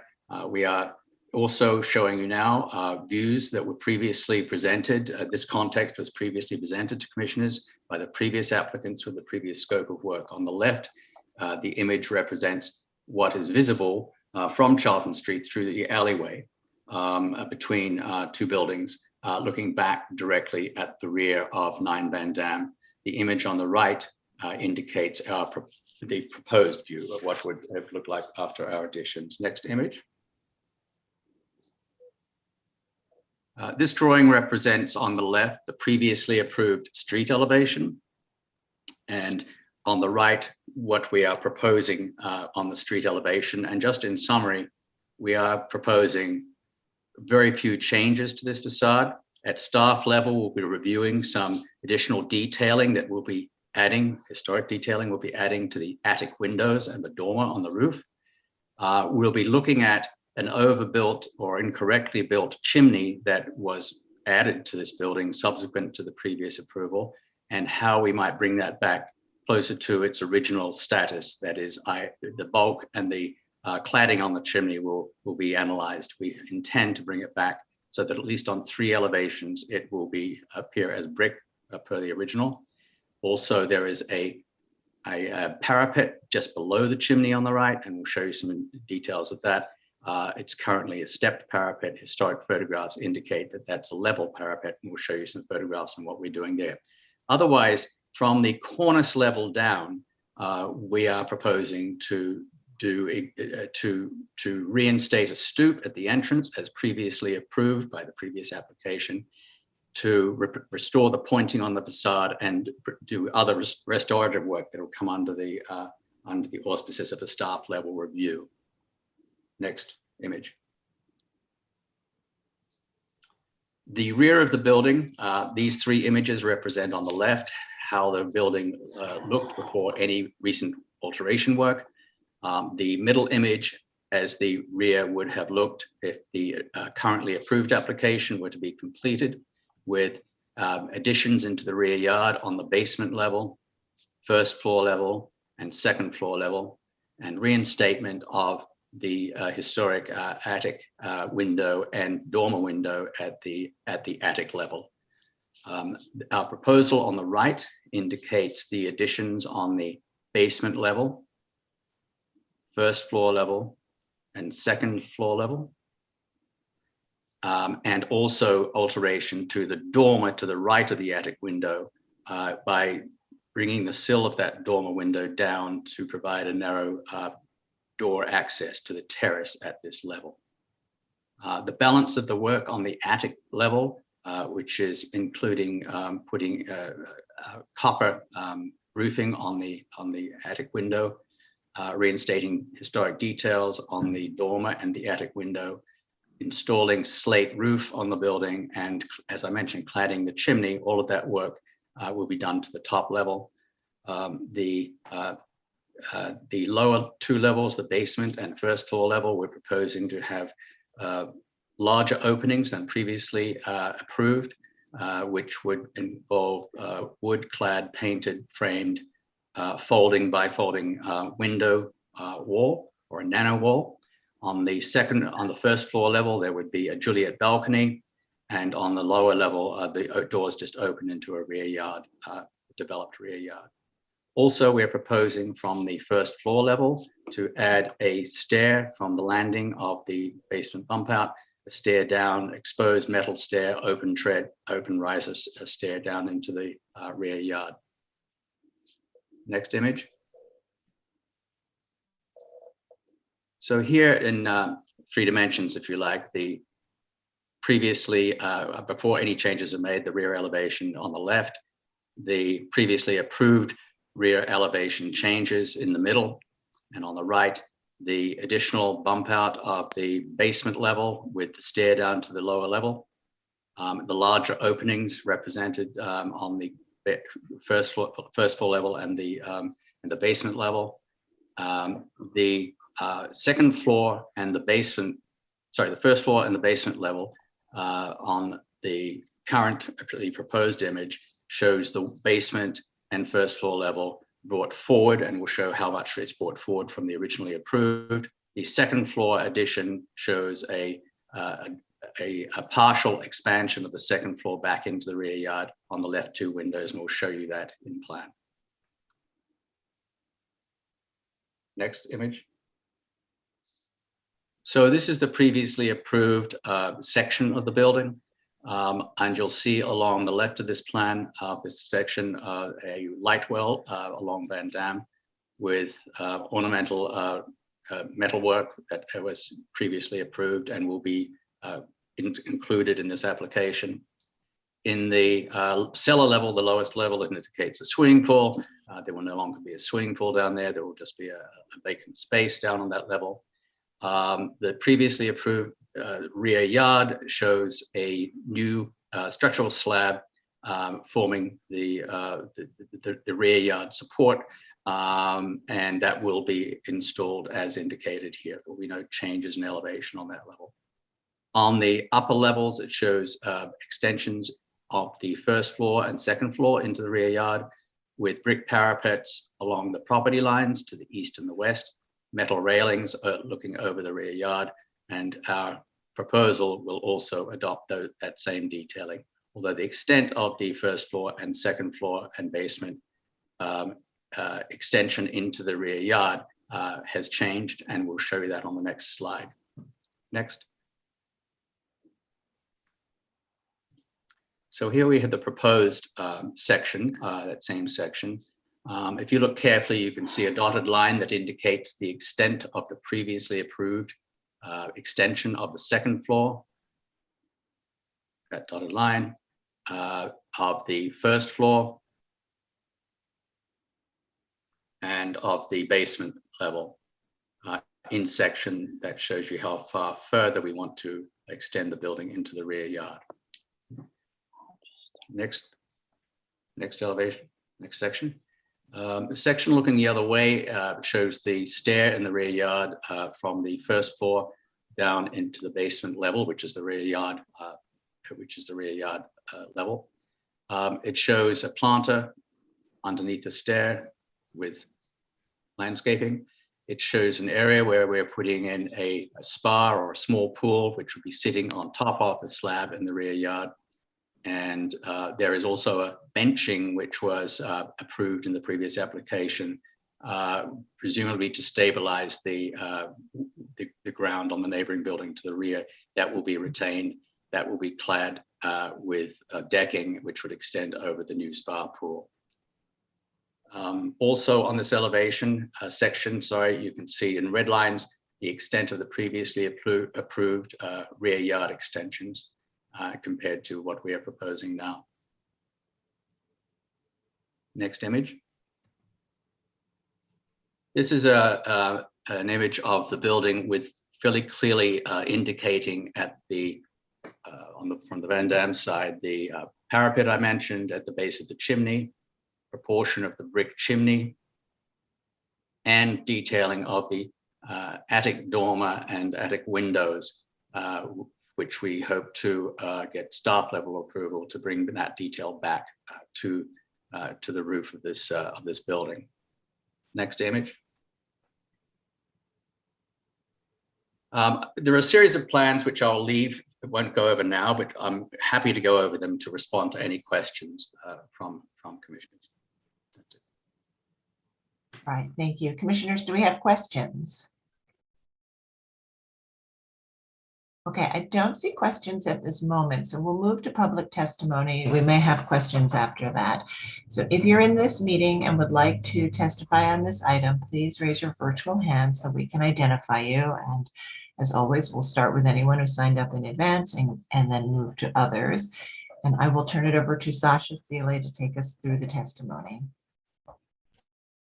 All right, Anna Markham, you will be receiving a request from me now. Okay, and I see you have accepted my request. Please just turn on your mic and state your name for the record. You have 3 minutes to speak. Hello, everyone. Good morning, commissioners, and thank you for the opportunity to testify. My name is Anna Markham, and I am the Director of Research and Preservation for Village Preservation, speaking on behalf of the organization today. 9 Van Dam Street is a federal-style row house that embodies many of the most cherished aspects of the Charlton King Van Dam Historic District. We commend the applicant on this sensitive application, particularly the stoop restoration. However, this is a large project involving a great deal of digging on a lot that supports a building constructed in 1829 through 1830, sharing a party wall with another building of the same age. We therefore strongly urge the commission to ensure that any work here is safe for both this structure and the neighboring structures, and to be extra vigilant in monitoring the impact of the construction as it moves ahead. We cannot afford to lose or damage a priceless landmark here, as recently happened on 14th Street and 9th Avenue with 9 buildings not quite as old as these. Thank you. All right, thank you. Next, Carlo Zaskorski, you'll be receiving a request from me right now. Just need for you to accept it. Let me see, Carlo, if you are in the meeting. Hey, I'm Christina Conner from the Historical Society. I just got brought on, I think, by mistake, maybe? Yeah, you did, but it's okay, Christina. You can go ahead. It looks like I'm having a little bit of Okay, technical great. I'm gonna be short. Okay, thank you so much. I'm going to be short. Anyway, so good morning again, commissioners. I'm Christina Conner again for the Victorian Society. Now, the Victorian Society did not review the application that was previously approved for the rear yard addition and cellar excavation. We're astonished that such an enormous addition to this historic house is apparently not sufficient. I mean, the even larger new proposal is wildly out of scale with the house. It will essentially eliminate the rear yard and significantly further compromise the already compromised rear yard donut, and its revised rear elevation will eliminate the one redeeming feature of the earlier approved design, which was its traditional rear wall facade openings. We are also troubled by the sheer amount of the physical intervention proposed and its possible effects on the structure and stability of this and adjacent buildings. So thank you very much from the Historical Society. No, Victorian Society. No worries. Thank you. It's okay. All right, Carlo Zaskorski, I'm going to try to bring you on again. I just need for you to accept my request as panelist so that you're able to turn on your mic. Okay, Carlo, I see that you are in the meeting. Please just turn on your mic and state your name for the record. You have 3 minutes to speak.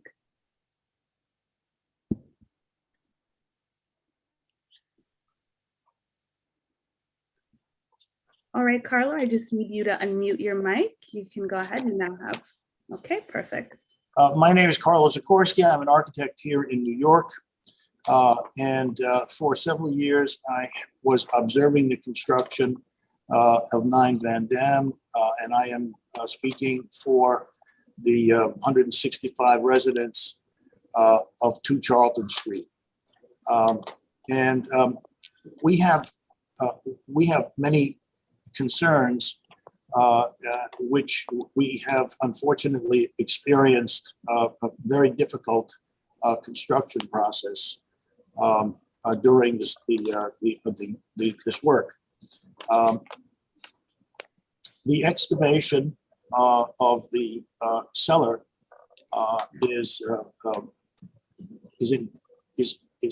precarious in that it can undermine the foundations of 2 Charlton Street. Although we were able to finally, after requesting numerous times from the previous owners, the shoring of excavation drawings and their engineering drawings, it was very, very difficult. And unfortunately, the work resulted in many stop work orders, DOB violations, and I can attest that the previous work did not keep faith with the LPC C of A. So I know that New York City Landmarks has a section 2.16 from their rules having to do with excavation. I'm 2 Charlton is hoping that the new owners will be faithful to those provisions, and that there are stipulations in the new certificate of appropriateness, which would be in line with the previous speakers, that there would be a very cooperative relationship between 11 Van Dam and also 9 Charlton Street. So I'm hoping that this new construction and new owner will be respectful. That concludes my testimony. All right, thank you. Michelle Arbalou, you will be receiving a request from me now. Okay, Michelle, I see you have accepted my request. Please just turn on your mic and state your name for the record. You have 3 minutes to speak. Hello, thank you. Michelle Arbalou for the Historic Districts Council. HDC finds the proposed additional bulk to be completely inappropriate. The previous bulk was already too much, but at least it aligned with the adjacent row houses to the west and was more in scale with the existing row house. The proposed new rear facade is also a significant downgrade from the previously approved scheme. The out of proportion set of patio doors reminded us of some placid suburban tract houses. They seem to be derived conceptually from an imagined real estate listing rather than the thoughtful work of a skilled architect. We ask LPC to reject this proposal entirely. Thank you. Thank you. Let me just take a glance back over at the attendees. So those are my signups, and I do not see any more hands raised, so there's no one else that wishes to speak. And I would like to add for the record that Manhattan Community Board 2 recommends approval of the size of the extension and denial of the rear facade work until the applicant incorporates lintels into the windows as well as wooden frames. And also the board would like to express that if there is a garden being taking place, that there is drainage assured before recommending approval. Thank you. All right, so Mr. Rice, would you like to respond to the comments we've heard? Yes, thank you. If I could just start with Community Board 2's comments. Our changing the windows, the bifolding windows on the rear to wood frame and adding a lintel is included in this application. So we responded to that. And also in response to Mr. Sikorsky regarding 2 Charlton Street and concerns the neighbors have had with work in the past. We understand that concern. We heard about it. I heard about it in Community 2 board meeting or landmark committee meeting, and I made an undertaking at that time that we would continue to consult with neighbors. if there's any concerns about the excavation work to be done. I also explained in that meeting that the excavation per se has been completed. We are removing loose sand from the basement right now, or the contractor is. And for that work, there is a mechanized conveyor belt, but no mechanical excavation equipment going. So those are concerns more of community board than landmarks, but I just want the landmarks to know that we are aware of the previous problems that are being created. I would also let everybody know that the work that would threaten stabilization of the stability of adjacent buildings, or indeed of this building, is nearing completion. In response to in response to the additions into the rear, if we could just put on drawing A102, or somebody could change it to drawing A102 that shows the basement floor plan of our proposed building. There we go. Thank you. The red dotted line here indicates that we're extending the footprint of the extension into the rear yard on the western side by 5 feet from where it was previously approved. And there is a bump out, if you like, of 12 feet on the eastern side of the property at this level. We still are maintaining a 36-foot setback in the rear, even with the 5-foot extra 5 feet on the west, and a 30-foot setback on the east side, even with the 12-foot setback.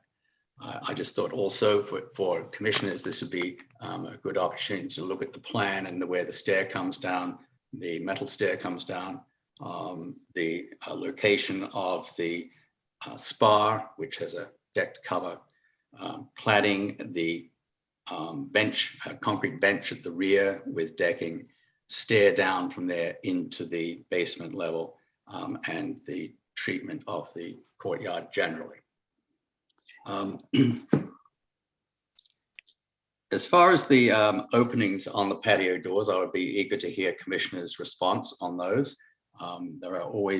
There's always more than one way to skin a cat, so to speak. But I would, there is room to have discussion on that going forward.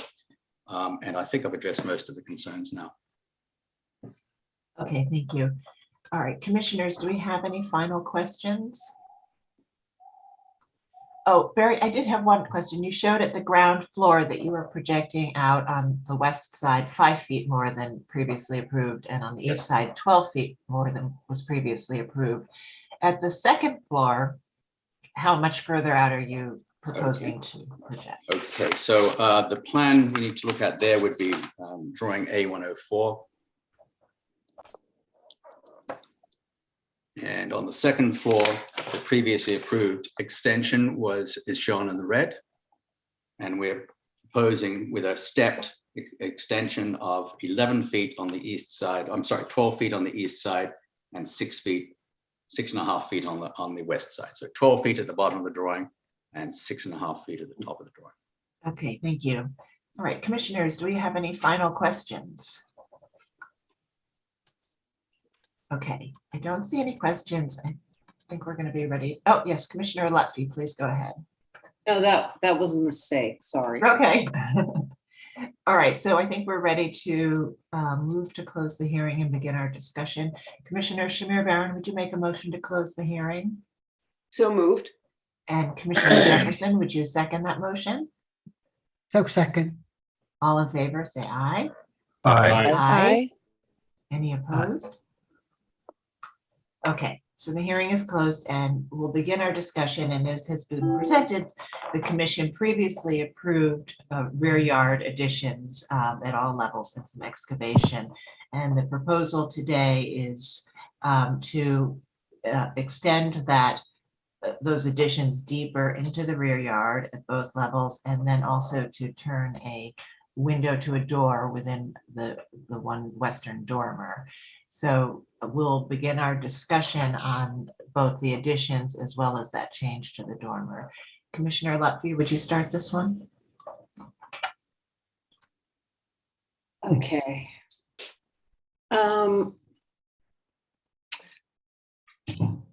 I think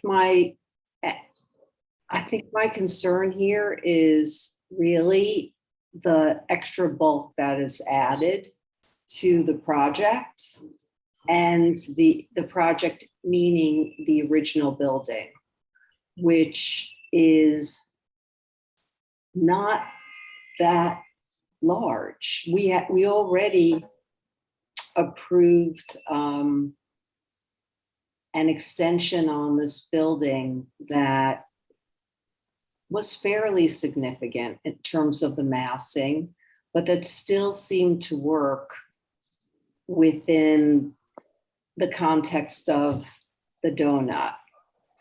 So I'm feeling a little uncomfortable about just how far the applicant wants to go here. And I'm also concerned about the potential impact with all of the sub-ground work that has to be done, all the digging out, what the potential impact is not only going to be on this building, but on the adjacent buildings. I'm not having a problem with the work that's being done on the facade. It's fine. It's an additional enhancement. I also do feel that I do think we should be exploring not only the materiality, but maybe the colors being used on the back, because they do not look in keeping with the original historic windows. I'm not having a problem with larger openings at the grounds level and at the first level. We prove that all the time, and it's not visible. But it's really about the scale of this addition that's not, that I'm not feeling that comfortable with. Okay, all right, great. And I just, on the excavation, I did want to point out that, we also have been, as I've said at the hearing for 54 9th Avenue, been, we already had an engineer on retainer for certain applications, and we have been trying to take lessons from 9th Avenue and to sort of proactively address vulnerable buildings, particularly when we're reviewing applications for work. So some of the new steps that we're putting in place will be implemented on this particular application. That's great. Okay. All right, Commissioner Jefferson? Yes, if I have the same concerns. If you look at the existing massing, and it's just appropriate, the scale is appropriate, then we go to the previously approved, and you see how the original building is kind of engulfed by, especially the third floor, I think it is. And if you go to the proposed, it's just so enormous. I can approve, it's just too much for me. I just want to stop there. It's just too large. Okay. And I don't know if you want to separate the changing the window to the door in the dormer. Oh, I did answer that. The rear dormer in back, the removal of the window is fine. I think that works well. And especially, and I also thought that the previous scheme, the facade in the back was quite beautiful. The new one is awkward, and the whole massing of it is awkward. But the massing of it is the dominant thing for me. Okay, thank you. And Commissioner Lutfi, I forgot to ask you about your feelings on the dormer. Yeah, I'm fine with that as well. All right, Commissioner Gustafson? I think I'm falling in Commissioner Jefferson's camp here. I'm okay with the dormer alterations, but there are, two things going on here with regard to the extension that seem to me in the category of the death of 1,000 cuts.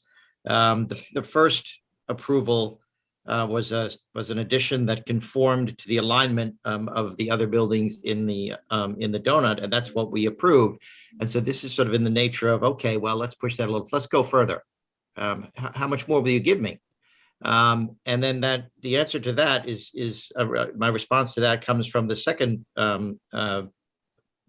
example of the death of 1,000 cuts, which is that the first proposal, which we approved, altered the massing of the building substantially, almost to the point of distorting it completely. And this one, I think the word that Commissioner Jefferson used, engulfs it. And essentially, I think that from the back of the building now, you can safely say that the massing of the original federal building is simply gone. And to use an expression I think that Commissioner Goldblum has often used, this might just be a bridge too far. Okay, great. Commissioner Shamir Barron? I think I'm in agreement with all that's been said, and so do not find appropriate this further expansion of the addition, but find the dormer to be appropriate. Okay. Commissioner Holford Smith? Yeah, I agree with my fellow commissioners that the increased massing is not appropriate. It overwhelms the existing building. And I'm okay with the dormer, but I'm sort of confused by the drawings. It appears that they're raising the roof line, the ridge line of the roof. And that might be just a graphical error, but the dormer itself is fine, but not to actually raise the height of the roof. Yeah. Okay, and we'll confirm that. Commissioner Chapin. Yeah, I agree with the changes to the dormer are acceptable with the note that Commissioner Holford Smith just made about checking on the roof line. But the original approval that we made was a very substantial addition to this building. And this new proposal is just inappropriate. As far as the massing is just too extensive a change and alters too much the sense of the original building. Okay, thank you. Commissioner Goldblum. Yeah, I agree with everyone else's comments. I think that the dormer is fine, and I agree with Ann. We've got to make sure that the roof is not being altered. I think the earlier approval was too much. I think that the upper floor below the cornice should never have been approved. And if I voted for it, I castigate myself for having done so. These are very precious things, these federal buildings. They're some of our oldest buildings, and we should treat them no less stringently than we do a typical brownstone on the Upper West Side or in Brooklyn, where we generally require the retention of the top floor below the frieze. And I would say that it should be the standard here. Also, I'm just totally puzzled by that rear facade. I mean, I know this firm has done beautiful work. And I mean, every choice that was made, and we usually are very, very generous in not really looking too closely at rear facades, but what happened? What happened? I mean, every choice that was made was the wrong choice. I can't believe that this firm did that, or someone had a bad day or something, but it's falling below the standard. And I think that it doesn't have to be a traditional rear facade, but it's gotta have a sense of intentionality and non-bargain basement choices. Okay, thank you. Commissioner Devonshire? Well, I think to answer Commissioner Goldblum's question is, don't necessarily blame the architect. Okay, they're taking marching orders from the client. Anyway, I'm okay with the changes to the dormers. I too, if I voted for the previous alteration, I will whip myself this evening. I believe the applicant said something about there's more than one way to skin a cat. With regard to this addition, the cat being that modest federal period building has not only been skinned, but has been crushed. And I cannot approve the additional mass of this thing. Okay, Commissioner Chen? Yeah, I'm in agreement with the testimony as well as the rest of the commissioners. The dormer is appropriate on the top, but the rest of it just simply, I agree with the sentiment that it has engulfed this historic structure. Okay, and Commissioner Bland. You know, for me, federal buildings in New York City are so rare, so precious. They almost deserve, in my judgment, a separate way of thinking about them. And it's so interesting. I'm going last year, but at least 3 commissioners are already castigating themselves for if they have voted for this. And I can't remember if I did either, but I will add myself. And before I heard even the first one say, I was prepared to castigate myself for a vote on what was approved.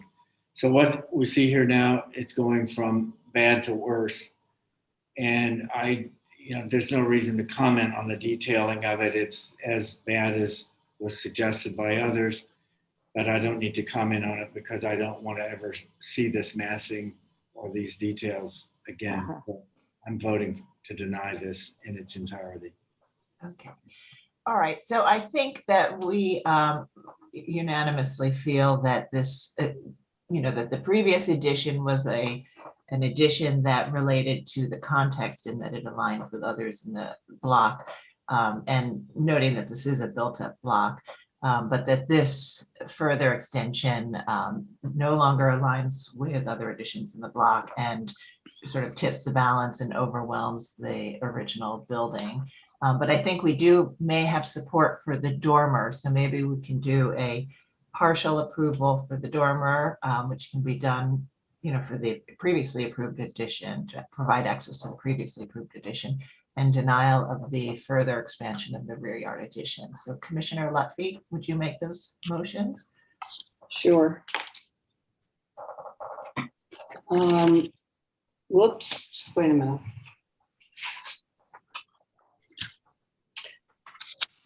In the matter of LPC 22-06109, 9 Van Dam Street, Charlton King, Van Dam Historic District, a federal-style row house built in 1829, 1830. The application is to amend Certificate of Appropriateness 19-25254 for the construction of a rear yard addition and the excavation at the rear yard and to modify the areaway. I note that the building style, scale, materials, and details are among the features that contribute to the special architectural and historic character of the Charlton King Van Dam Historic District. With regard to the dormer, I recommend approval, finding that the alterations at the rear dormer will only require removing the window and lowering the sill, thereby limiting the removal of historic fabric and maintaining the volume and massing of the dormer.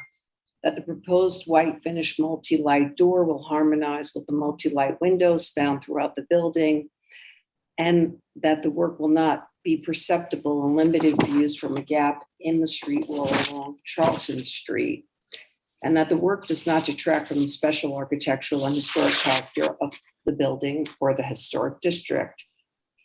With regard to the addition, I recommend denial, finding that the cumulative effect of the proposed enlargements to the previously approved addition, which is already substantial given the small size of the original federal building, will detract from the primacy of the original house and will obscure and overwhelm the historic size and form of this modest row house.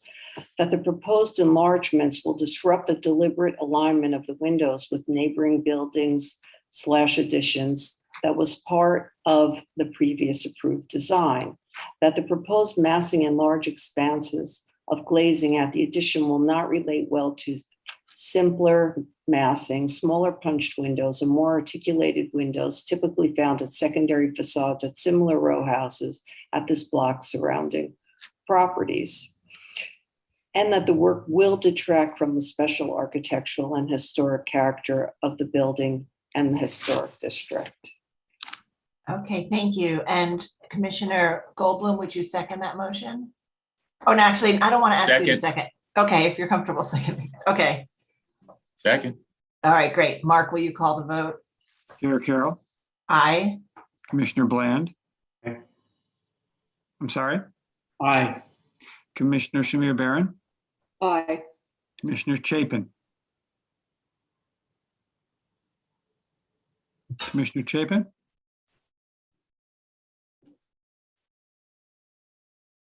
Aye. Sorry, it was muted. Commissioner Chen, Aye. Commissioner Devonshire, Aye. Commissioner Goldblum, Aye. Commissioner Gustafson, Aye. Commissioner Jefferson, Aye. Commissioner Lutfi, Aye. Commissioner Holford Smith. Aye. With 11 in favor and none opposed, the motion passes. Okay, thanks. So we'll move on to the next item now.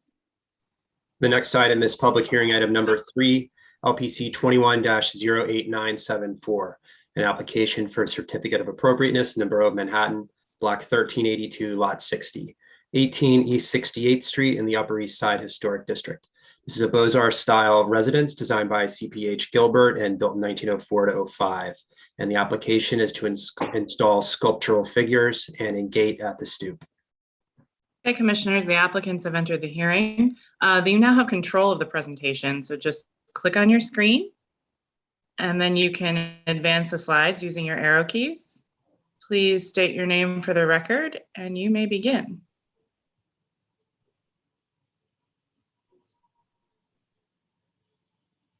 Alec, you just need to click on your screen, unmute yourself.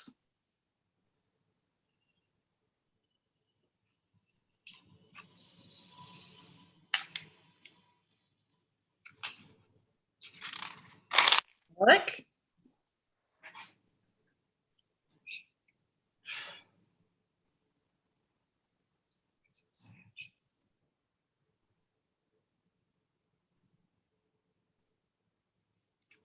Alec, you appear to be unmuted.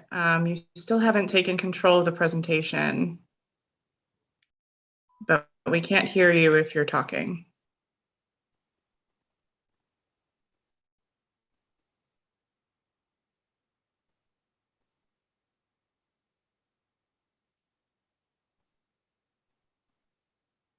Are there any other members of the applicant team that could take over? Mr. Weiss, I see you also with the address of the property.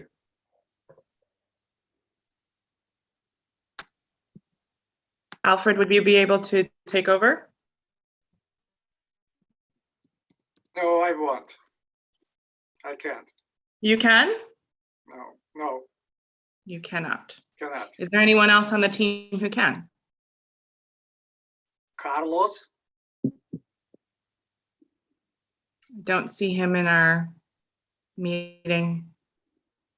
Could the staff present it, walk through the presentation, and then Mr.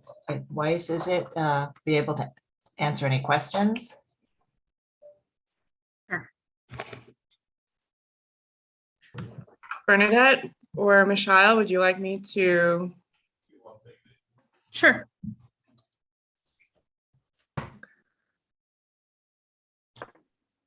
Thank you. So Abby, am I going to be advancing the slides or will you?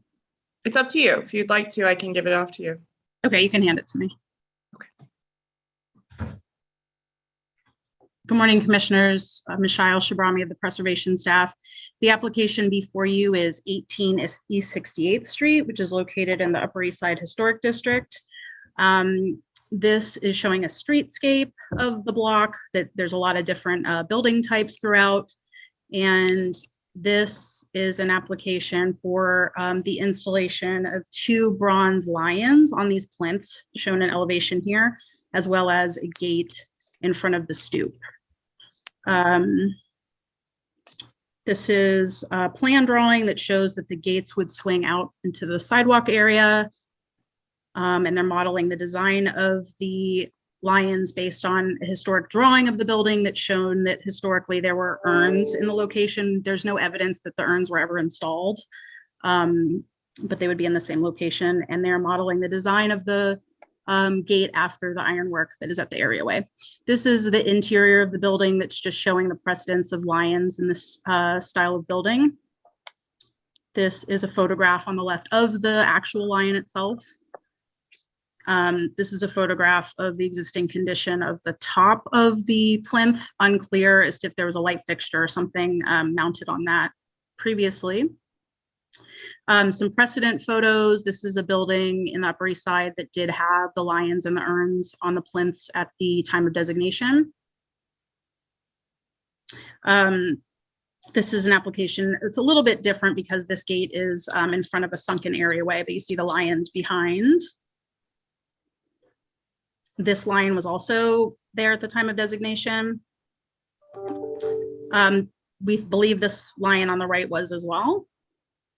And then some of the other photographs that the applicant showed in this presentation, unfortunately, our designation photos showed the upper portion of the building, so it's unclear whether this gate was there, but this one actually was there at the time of designation.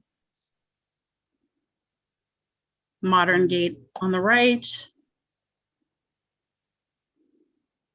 And some other examples here. A few of the ones at the end were, so I'm trying to get into the thing. So. I'm sorry. And a few of these at the end of the presentation, I think, are actually outside of the historic districts. I'm not sure if that's the applicant now, but I'm going to go back to the beginning in case there's anything else they want to say. Great, thank you, Michelle. You're welcome. So if there's anyone here from the applicant team, if you would like to say anything at this point, we've walked through the slides. Hello? Yes. Please state your name. Yep. You can hear us now? Yes, we can hear you. I'm sorry, I'm very sorry. We had some technical issues. So Michelle did a very good job on presenting what our intent was for the property. I just want to add that, the ownership has taken over this property in 2011. They did a spectacular job restoring the facade, including replacing the windows, covered managed roofs, restoring some of the iron ornamentations on the property. They believe that there was additional ornamentation on top of the pedestals, and they would like to restore that. Although they would like, they feel the lions are more appropriate. The urns felt were garbage collectors, and maybe that's why they disappeared if they were there at all. I do recall someone on the board saying that new owners and new users, at some point can establish their own identity. We feel that's appropriate here. Also with the gates, we want to match the original ornamentation, the actual areaway iron ornamentation, which was original to the building. We have previously matched that on the gate. You see there, that has been replaced, which was as kind of a stock iron gate, and matched the original iron ornamentation. That also repeats itself on the upper levels of the building. We feel it's appropriate to have that on the stoop as well. There's, as we've shown before, there's numerous examples within the district of iron gates on the stoops, which appear to be both installed prior to and after the designation of the district. If the commissioners have any questions, we have to take them at this time. Okay, thank you. Commissioners, do we have any questions? Yes, Commissioner Jefferson, please go ahead. On drawing 104, is that the doorway? Is that the pattern on a wood door, or is that a metal screen on top of a wood door? What the ornament in metal? So this is actually what's there now, right? It's actually that's what's there now, correct? Okay, thank you very much. Okay, other questions? All right, I don't see any other questions at this time, so we will move to public testimony, and we may have questions after that. If you're in the meeting and would like to speak on this item, please raise your virtual hand so we can identify you, and I will turn it over to Sasha Sealy to take us through the testimony. All right, thank you. So for my first sign up, I have Friends of the Upper East Side. You should be receiving a request from me. Okay, I see you have accepted my request. Please unmute your mic and state your name for the record. You have 3 minutes to speak. Hello, this is Laura Variali representing Friends of the Upper East Side Historic Districts. Chair Carroll and honorable commissioners, Friends Preservation Committee acknowledges the limited scale and reversibility of this proposal. We are, however, concerned about the lack of details regarding the installation of the sculptural figures. The architectural drawings presented do not specify how the lion's base will attach to the limestone posts and completely disregard the surface's curvature. While we understand the desire of the owner to embellish his property, we believe this should be a loud and unnecessary proposal, albeit not entirely inappropriate. Additionally, Friends sympathizes with the wish for security, and while the gate's design is appropriate to the building, its present isn't. This exemplar Beaux-Arts townhouse has a very prominent entrance with a narrow airway, small stoop, and a very detailed door. The proposed gate would detract from the building's entrance and create a very busy appearance. Finally, we're also concerned about the gate's mechanism. East 68th Street sidewalk is narrow and heavily used given its proximity to Central Park, and a gate that swings outward might be unsafe for passersby. Thank you. All right, thank you. Next, I will call John Graham from the Victorian Society of New York. John, you should be receiving a request from me. Okay, John, I see that you are in the meeting. Please unmute your mic and state your name for the record. You have 3 minutes to speak.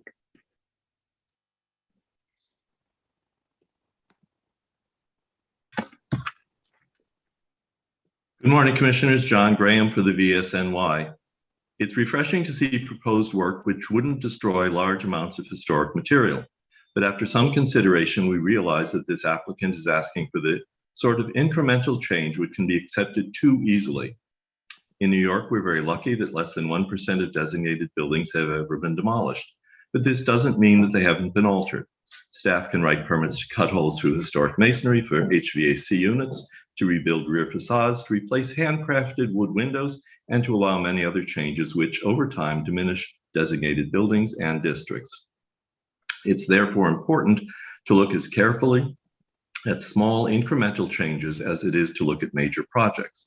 We'll note that many staff level permits have already been issued for 18 East 68 since 2012, they've allowed interior alterations on all floors, facade repairs, replacement of sections of the copper cladding at the mansard, replacement of windows, the installation of a new iron railing on the rear parapet, changes to the height of the existing stair bulkhead, and the combination of window openings at the rear. At first glance, installation of the lion seems like an easily reversible change that won't destroy any historic material. But the photo on board 9 shows that the tops of the newels aren't flat. They were designed with a shallow pyramid to allow water runoff. It appears that original stone would have to be sliced off to install the lions. We believe that because of the shallow pyramids, we do not think urns were ever installed here. We request that if the presence of the lions is found appropriate, the Commission makes sure that the pyramidal tops of the piers remain intact and also considers the potential for the bronze to stain the stone. The second part of the proposal calls for the installation of atypical stoop gates. Commissioners, while late 19th century brownstones typically feature high stoops, which raise them above the street, this type of Beaux-Arts mansion often has a much more open, welcoming character, with short flights of low steps leading to broad stoops and wide double doors. The proposed gates, though matching the existing ironwork, end up obscuring the historic iron and glass doors and inappropriately altering the building's relationship to the street. A simple chain which tells people this is private property is a better solution. Thank you, Commissioners. Thank you. Okay, Michelle Arbalou from Historic District Council, you should be receiving a request from me right now to rejoin the meeting. Okay, Michelle, I see that you have accepted my request. Please unmute your mic and state your name for the record. You have 3 minutes to speak.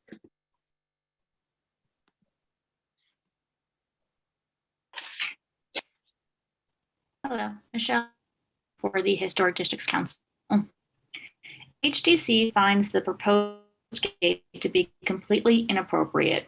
This building is meant to contribute a handsome and open facade to the public realm. Instead, this gate seeks to shut out the city.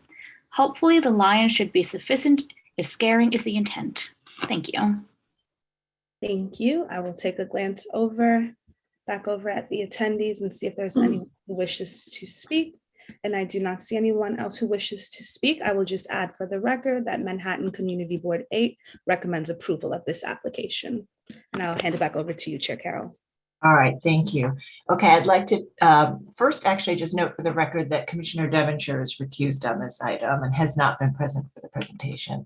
And then two, I'd like to return to the applicants and ask if you'd like to respond to the comments we've heard.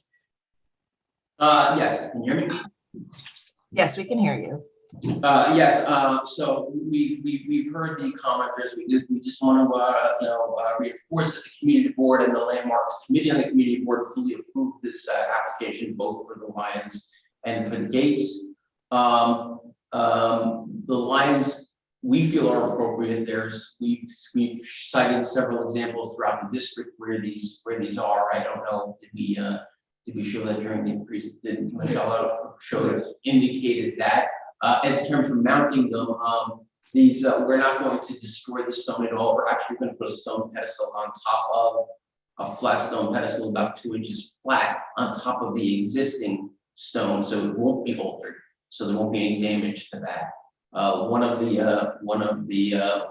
committee members that stated that about all the work that had been done to this building before, there were no incremental changes to the building. These were all restoration features to preserve the building, which was done over 10 years and all received landmarks approval and final sign off. As opposed to, and in response to the some of the community members' concern about the openness of the stair, that's actually one of the issues with the property. It is near Central Park, and unfortunately, the ownership has been experiencing people that camp out on the stoop, smoking and eating lunches, and contractors, and that's one of the reasons why they want the gates on the front stoop. As we've shown, there's many examples in the district where this has been installed, and if it's not inappropriate or not in keeping with the neighborhood. I think that's about it. Thank you. All right, thank you. Commissioners, do we have any final questions? Okay, I don't see any final questions, so we're going to move to our discussion. Commissioner-Chapin, would you make a motion to close the hearing? So moved. Thank you. And Commissioner Goldblum, would you second that motion? Second. All in favor, say aye. Aye. Aye. Aye. Any opposed? Okay, so the hearing is closed and we'll begin our discussion. And we have two components to this application. We have the installation of the lions, ornamental lions on top of the plinths. And the applicants have shown that there was an original drawing that showed urns on top. I don't know if they were ever installed. There does seem to be some former mechanical attachments in the top of the plinths. And the proposal is to install lions on their own bases that sit on it. And the second part of the proposal is to do a gate at the stoop that relates to the historic ironwork found. I think the ironwork shown at the drawing, in the original drawing. So the commission has historically not embraced gates on stoops, in that stoops generally had created a relationship between the public and private spaces of the house and the public, and I think that the commission generally has found that relationship is altered by having a gate at the stoop. We have approved them in rare instances. For example, if the building is not part of a row and at the end of a block near a commercial thoroughfare or something like that, where it really sort of stands out and its siting changes its nature. But otherwise, we've been fairly conservative about stoop gates and have often recommended a chain in lieu of a gate. So we'll begin our discussion on this one. Commissioner Gustafson, would you start this one? With regard to the sculptures, I think they are fine. They're proportional. They're not uncommon. It's not my personal preference, but that's not the standard. I think they're appropriate. With regard to the stoop gate, I'm I don't think that's appropriate. I think for all of the reasons that Chair Carroll just mentioned, they're atypical and based on the solution, the problem that the applicant is trying to address. I think there was testimony as well as Chair Carroll's suggestion that a less obtrusive solution would be a chain of some sort. I think that that's the way they ought to go, but I would not approve the gate. Okay, thank you. Commissioner Shamir Baran. I think I'm in agreement that the lions, while maybe not obviously original or like the urns that we think might have been proposed, I think they can be appropriate only because there are other lions and other contexts like this. I don't find the stoop gate to be problematic, and especially as it's presented here as in sort of in a sense an extension of the gate that's there in terms of height and access. But if in fact it is the case that it's very rare in the district and really sort of doesn't conform and doesn't reinforce the character of the district, then I could be willing to say that it doesn't need to be there and it potentially is not appropriate, but I don't find it offensive. Okay, thank you. Commissioner Holford Smith. I agree about the lions. I think there is precedent for them. I just think they should work with staff to come up with a mounting detail that preserves the limestone base that's already there. I think the gate is not appropriate, though. I think it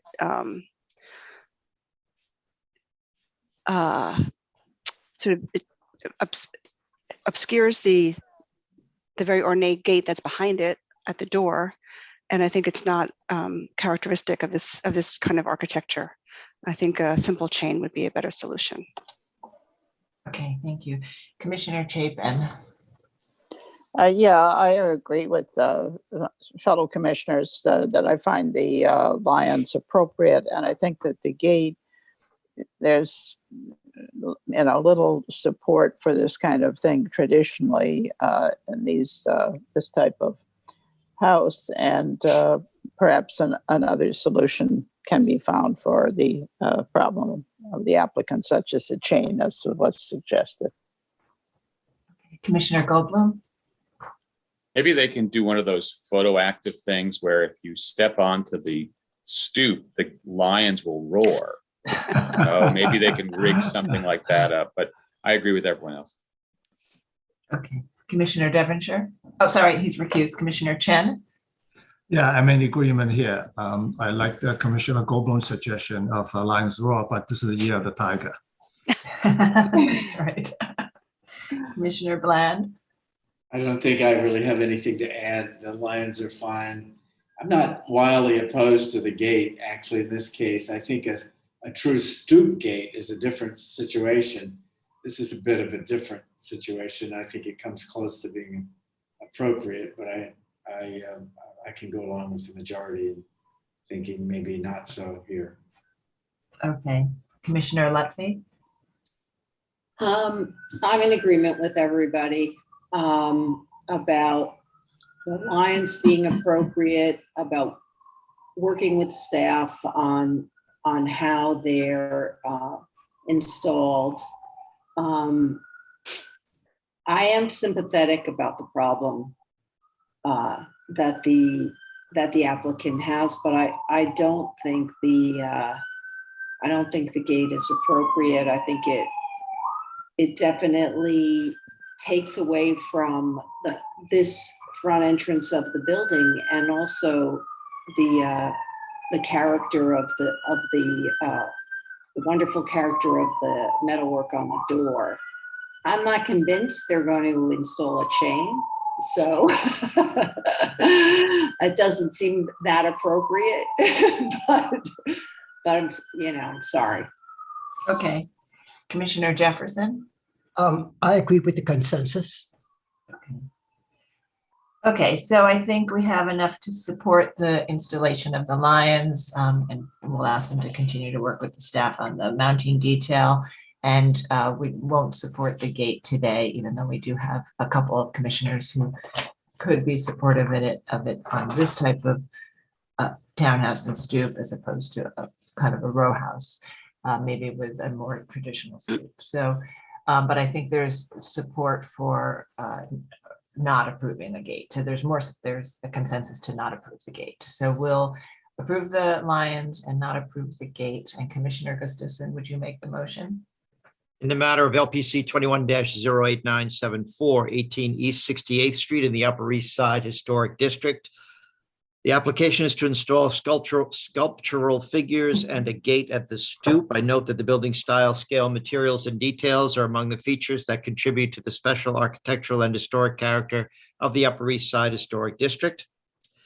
With regard to the installation of the sculptures, I recommend approval, finding that the work will not eliminate or damage any significant architectural features, that the sculptures will be installed at plinths, which may have originally featured decorative urns as documented by historic drawings, and will be consistent with the types of ornamental features sometimes found at main entrances to houses of this age and style in terms of their placement, materials, and finishes.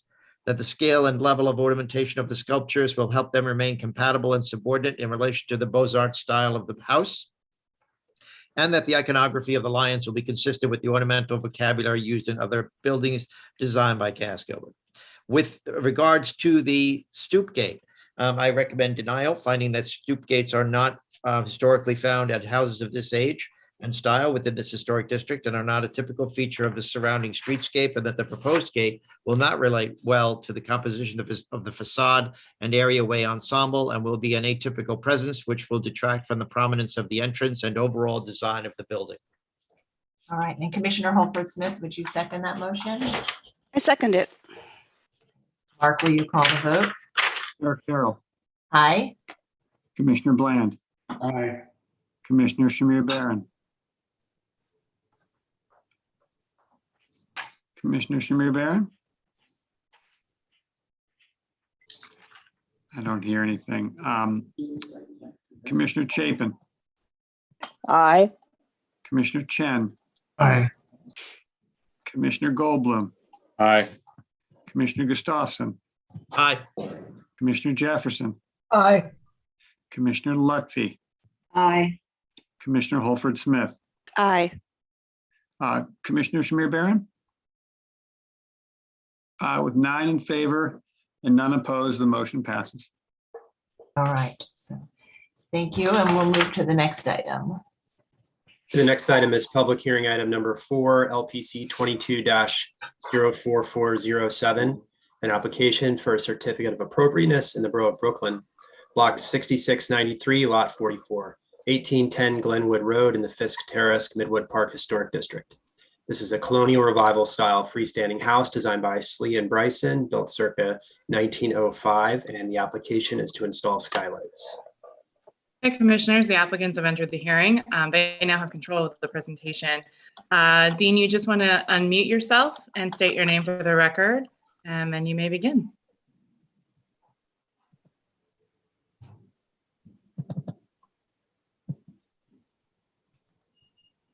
So you need to unmute yourself. We can't hear you. Can you guys hear me now? Yes, thank you. Can you state your name for the record, please? Yes, my name is Dean Mendez, and I am the architect for 1810 Glenwood Road. Let's just start with the beginning. So here we have a general location showing our property in the district of Midwood Park Historic District. The scope of work for this project is to install 5 skylights at the back of the house, away from the primary streets and the secondary streets. The only thing or the only issue is that there is a specific location on East 18th Street where you have limited visibility of these skylights. In a specific area, if you see there in yellow, that's where you see the least amount of the skylights. And then as you walk forward, you'll see all of them. So this is the only area on that secondary street that you would see all of these skylights. The skylights themselves are low profile. They would be about approximately 3 inches in height from the roof line. And if we go to the next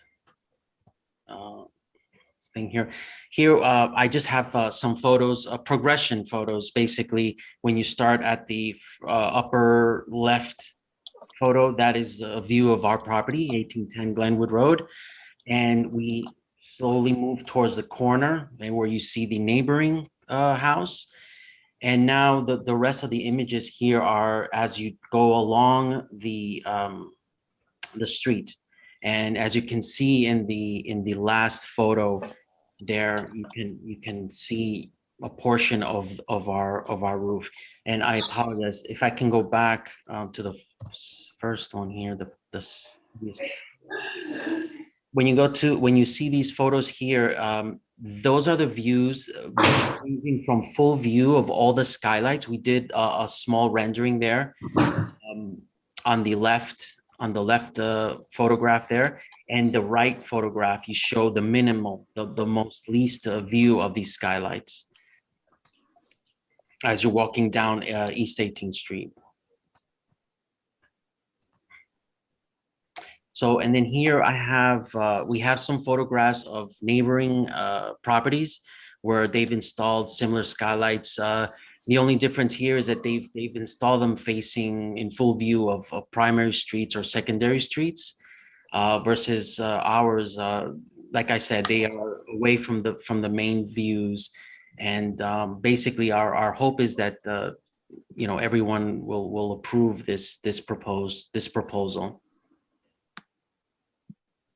That's it. Okay, thank you. Commissioners, do we have any questions?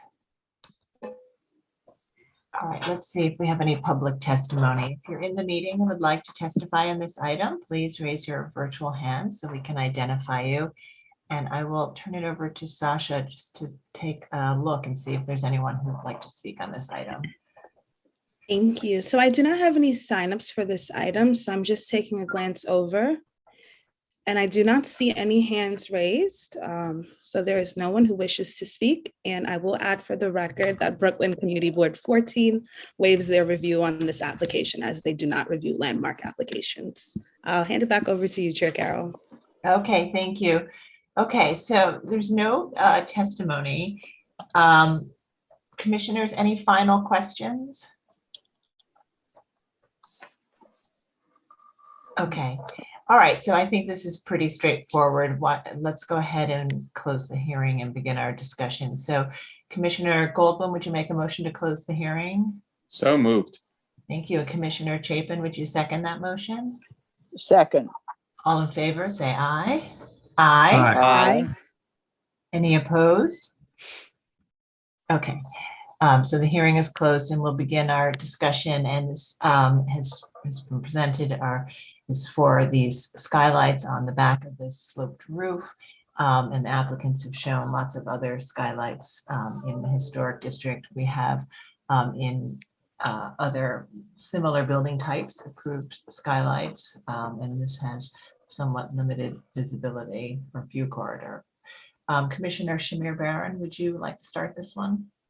Yes, I think that these are sort of common additions or inclusions in more contemporary renovations here, and I don't think it's very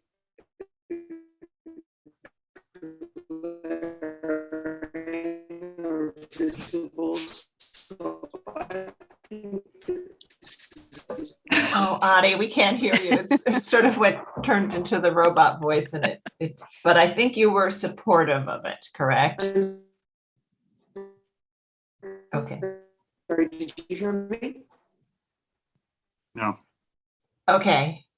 All right. I'm gonna we'll move along and I'm sorry. Yeah, I want maybe if you turn your camera. Oh, good. Okay. Thank you.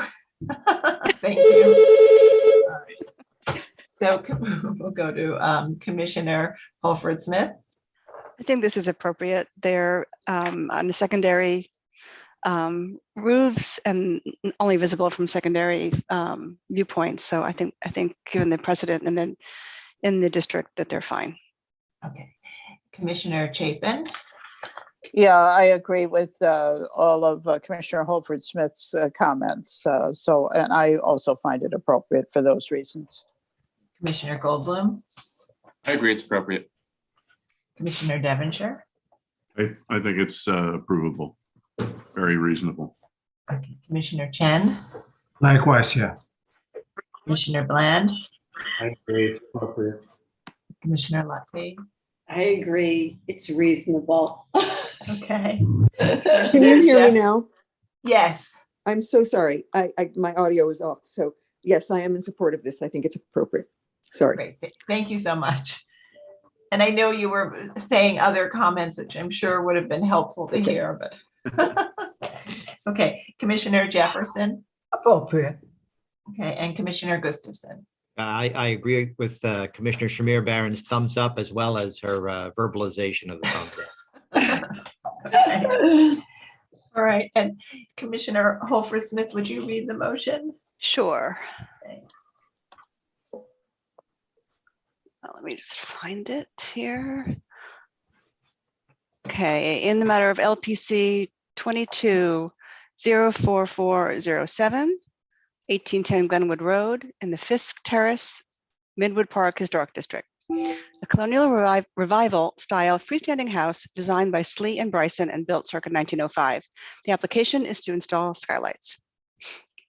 I note that the building's style, scale, materials, and details are among the features that contribute to the special architectural and historic character of the Fisk Terrace Midwood Park Historic District. I recommend approval, finding that the historic roofing material was replaced with asphalt shingles prior to the designation of the historic district.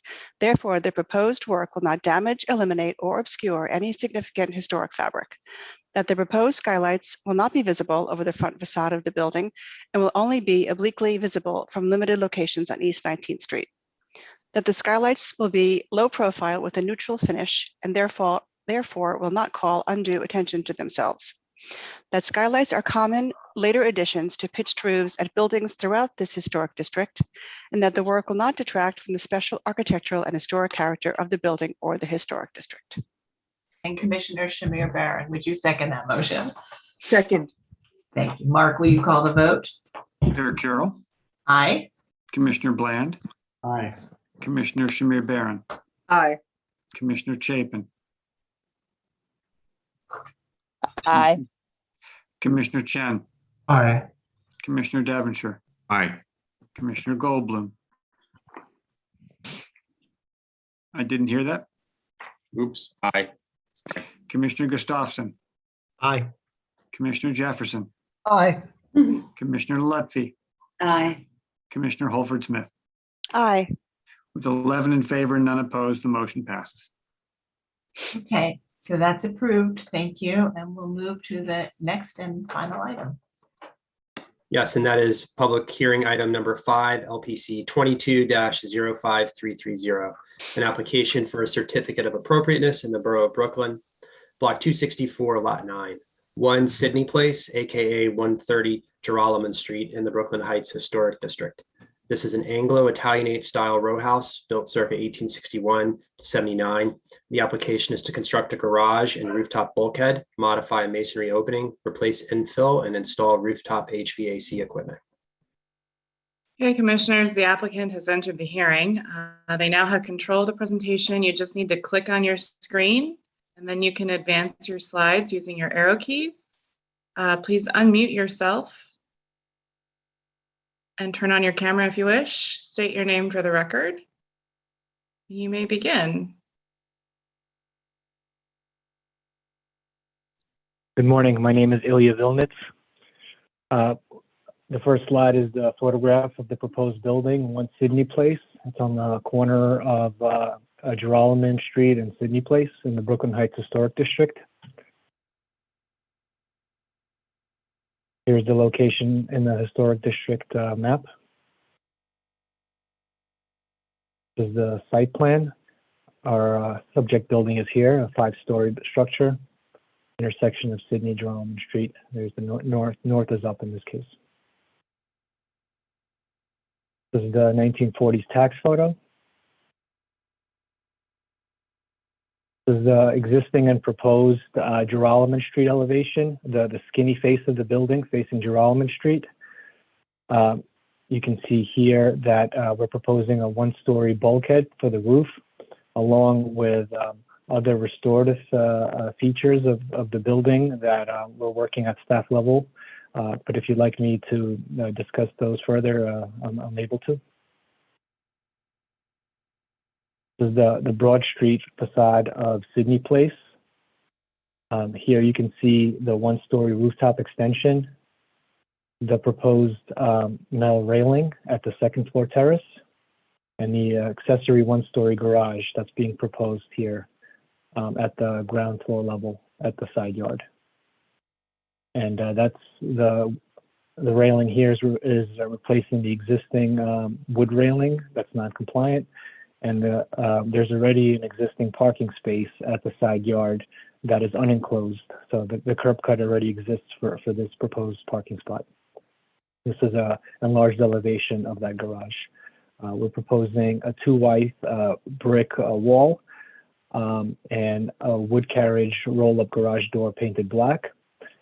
The roof of the garage will act as a rooftop terrace for the kitchen at the 1st floor level. This is the secondary facade, kind of wrapping the corner, the 3rd facade of the building. Here we're proposing to remove the existing fire escape and enlarge the masonry opening on the 2nd floor.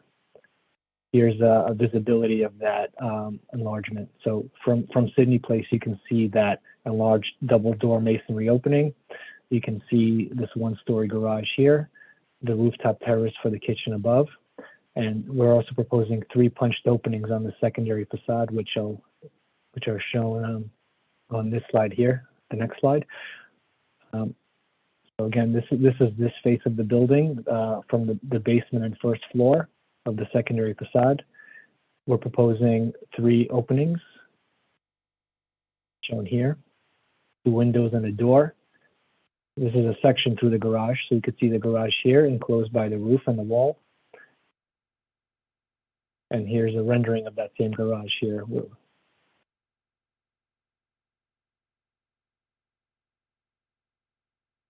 Here are some historic precedents in the district, 1940s tax photos, along with some current day photos of accessory 1-story garage structures. Some are alongside corner buildings, others are not. But as you can see here, there's a precedent for the proposed accessory garage. At the roof level, here are some photos of the proposed bulkhead. It's being sloped to minimize visibility. In the forthcoming plans, you'll see that the bulkhead is as slim as can be. It's only a single run stair that takes you up to the minimum required code landing and a door, and that would provide access to the rooftop. And we're proposing a new rooftop terrace on this level. The railing is not under this, is not a public hearing item because we're restoring historic cresting that will double as the parapet railing for this rooftop terrace. Here's visibility of that bulkhead as you move down Girolamo Street.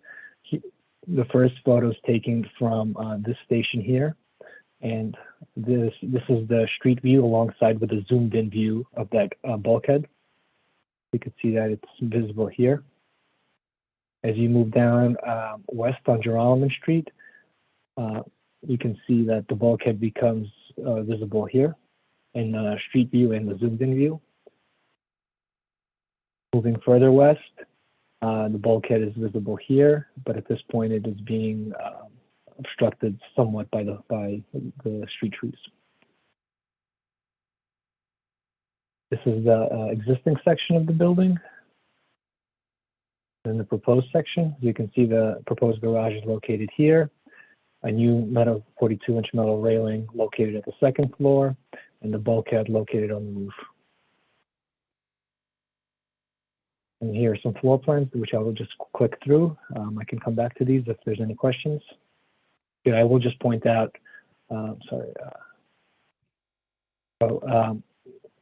final slide of the presentation, again, to recap, the bulkhead on the roof and the proposed garage at the ground floor level, along with 3 punched openings at the first floor. And there's a new metal railing that replaces this existing wood railing on the second floor. That's the end of the presentation. Okay, thank you.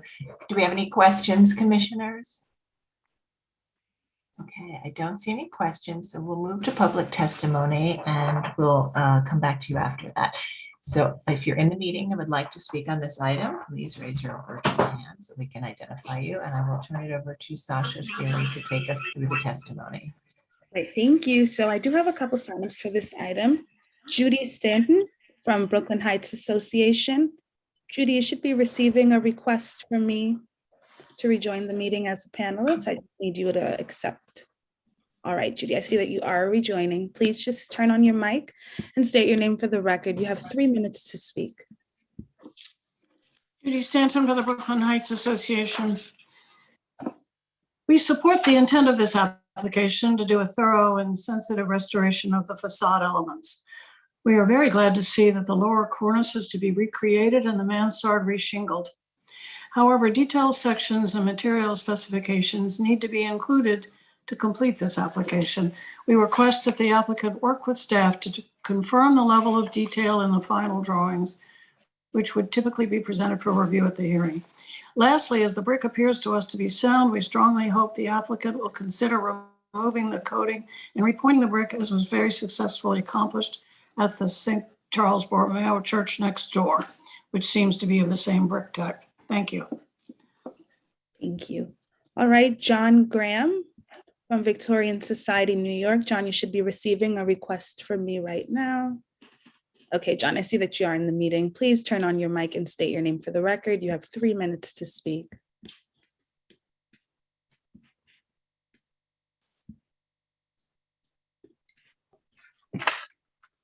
Good morning, Commissioners. John Graham for the Victorian Society in New York. The VSNY enthusiastically supports this proposal, we think, but we're not sure because of the way the Commission has apparently segmented this application, making it difficult to understand the full scope of the project. We assume replacements of the missing cornice, mansard roof slates, cresting, and dormer trim are being approved by staff, but when a project like this with major restorative elements comes forward, we think it does a disservice to the applicant, the public, and the commissioners not to review it in a comprehensive manner. Just because the staff can approve the cornice replacement doesn't mean it must do so when it's part of a larger project. The fact is, the full project does affect determinations of appropriateness and how individual elements are viewed. So if the project consists only of the construction of a garage, rooftop bulkhead, and mechanical equipment, and alterations to masonry openings on the visible rear facades, we're decidedly less enthusiastic about it. If it also includes the major restorative elements that seem to have originally been part of this application, then we feel that the overall project will be restored and will be of great benefit in returning the house's historic and architectural integrity. Those restorative features would have much greater visual impact than the other non-restorative alterations. Regarding the latter, the proposed garage is typical of others in the district, which are not, in our view, especially appropriate, but in many cases are approaching 100 years old and had a certain character of their own. We think the garage facade would be improved by reducing the plain brick area above the door or adding some detail to it. The proposed new windows and doors in the second floor rear facade adjacent to the garage are typical of the rear facade openings, and we believe they are appropriate and will not call attention to themselves or seem out of place.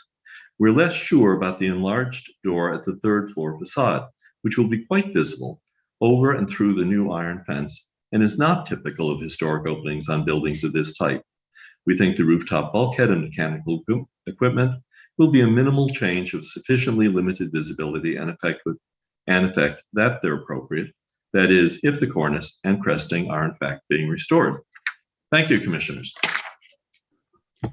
Thank you. Michelle Arbalou from Historic District Council. You should be receiving a request from me right now.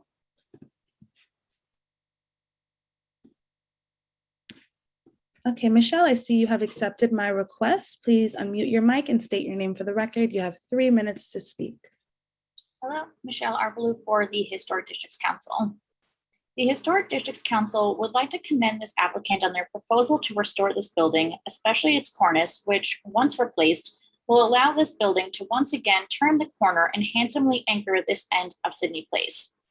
Our one request would be that the new AC equipment located to the north side of the building,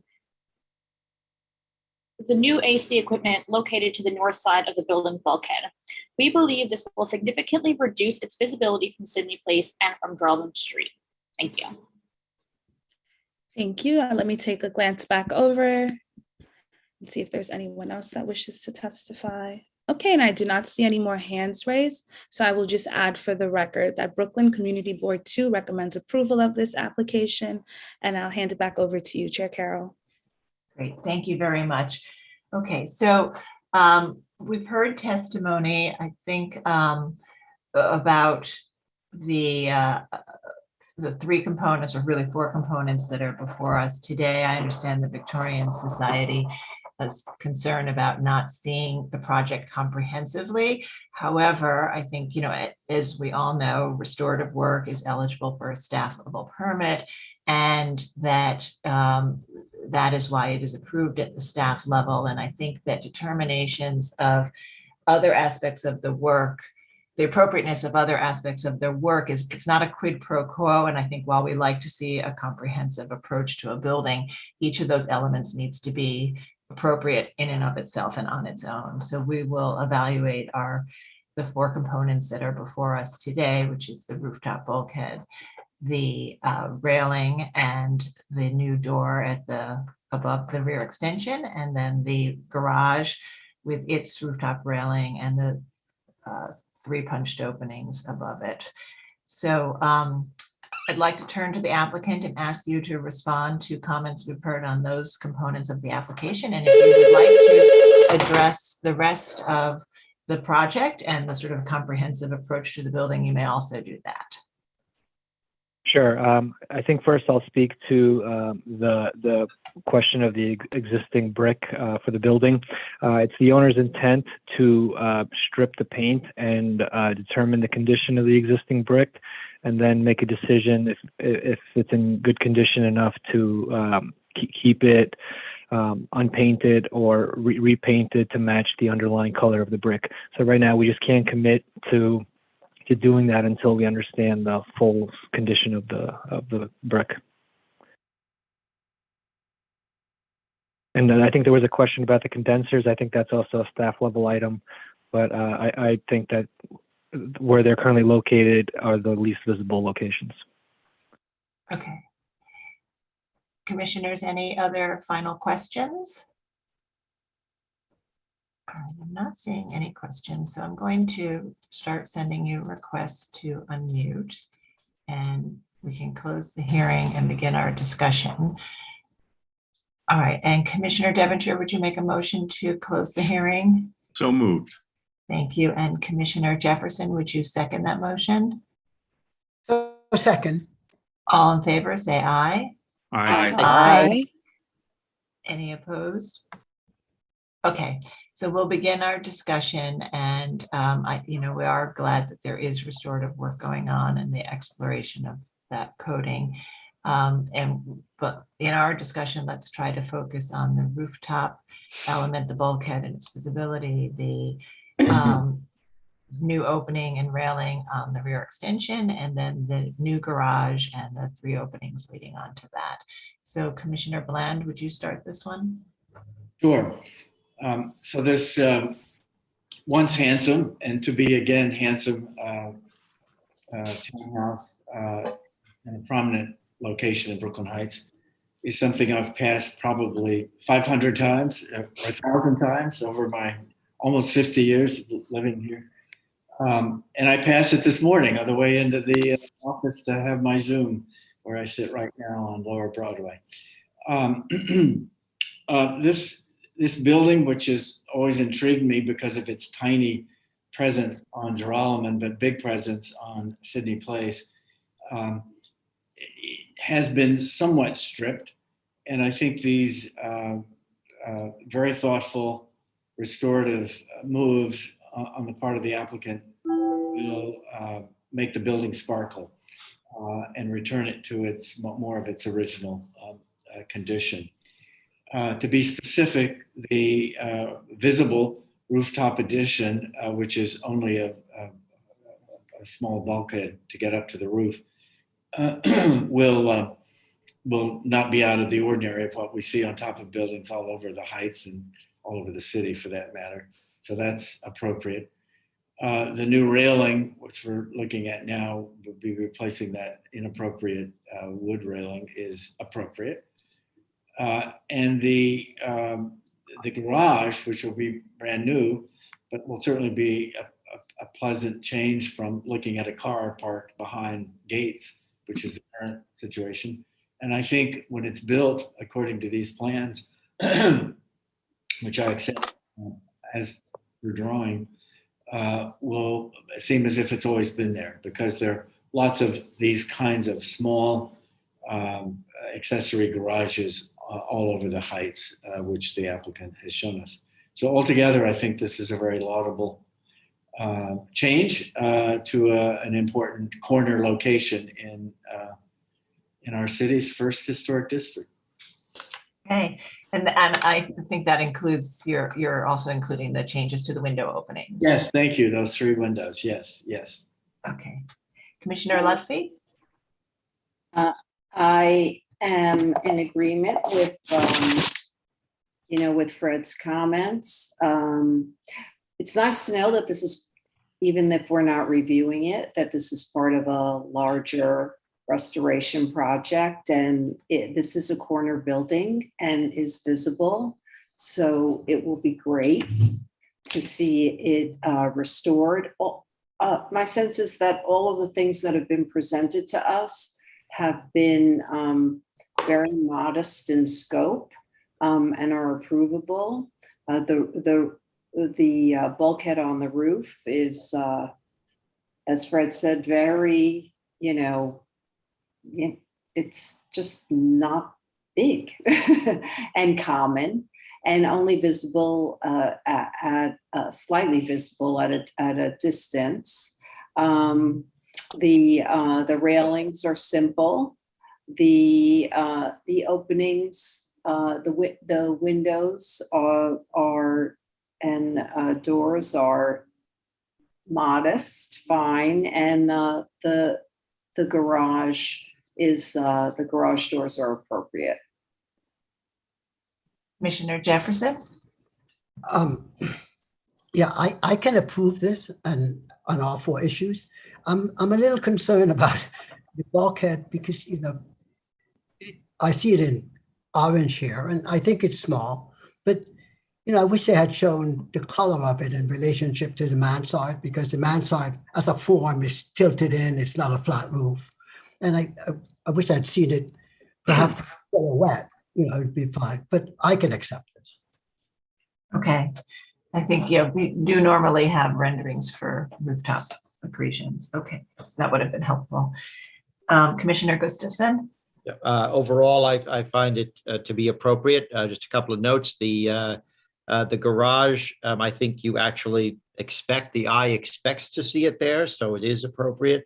The garage door, the wood roll-up garage door, having done exactly that on my house, I think it looks indistinguishable from an actual carriage door. The rooftop bulkhead, I think even if we had the rendering, I think the thing that saves it is that it's up against the backdrop of the taller buildings, and so it's not really visible. The railings, the windows, all of that I think is also fine. Okay, thanks. Commissioner Shamir Barron? Yes, I'm in agreement with all the previous comments and with Commissioner Bland's points. I think that this actually. Uh-oh. Yeah, I know. Uh-oh. We've lost you again. You're frozen. Okay. you may have to try with your phone again, but I did get the beginning, which you agreed with Commissioner Bland. So good. Okay, Commissioner Holford Smith. Yes, I agree. I think this is very appropriate on all accounts. My only comment, which is small, is on the elevations of the garage. They're calling for a black cast concrete coping stone, and I think that's a little odd.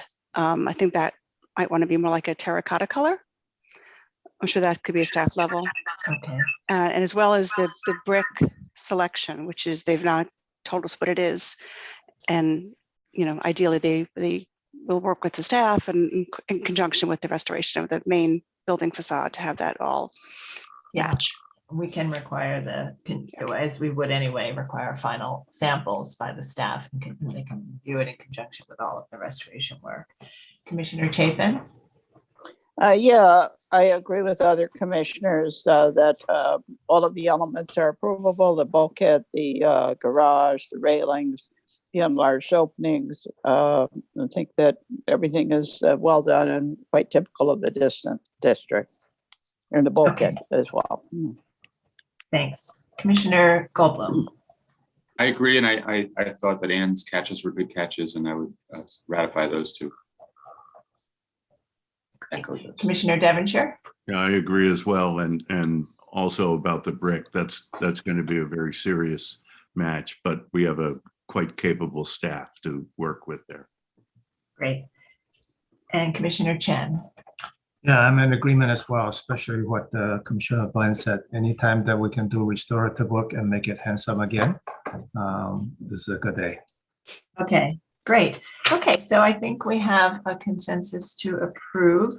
And Commissioner, I think Commissioner Bland, I'm not sure you have the motion. Oh, no, so sorry.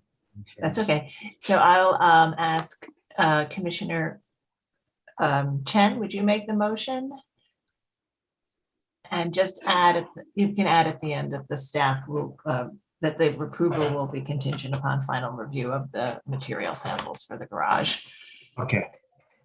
In the matter LPC 22-05330, One City Place, aka 130 Geronimo Street, Brooklyn Heights Historic District.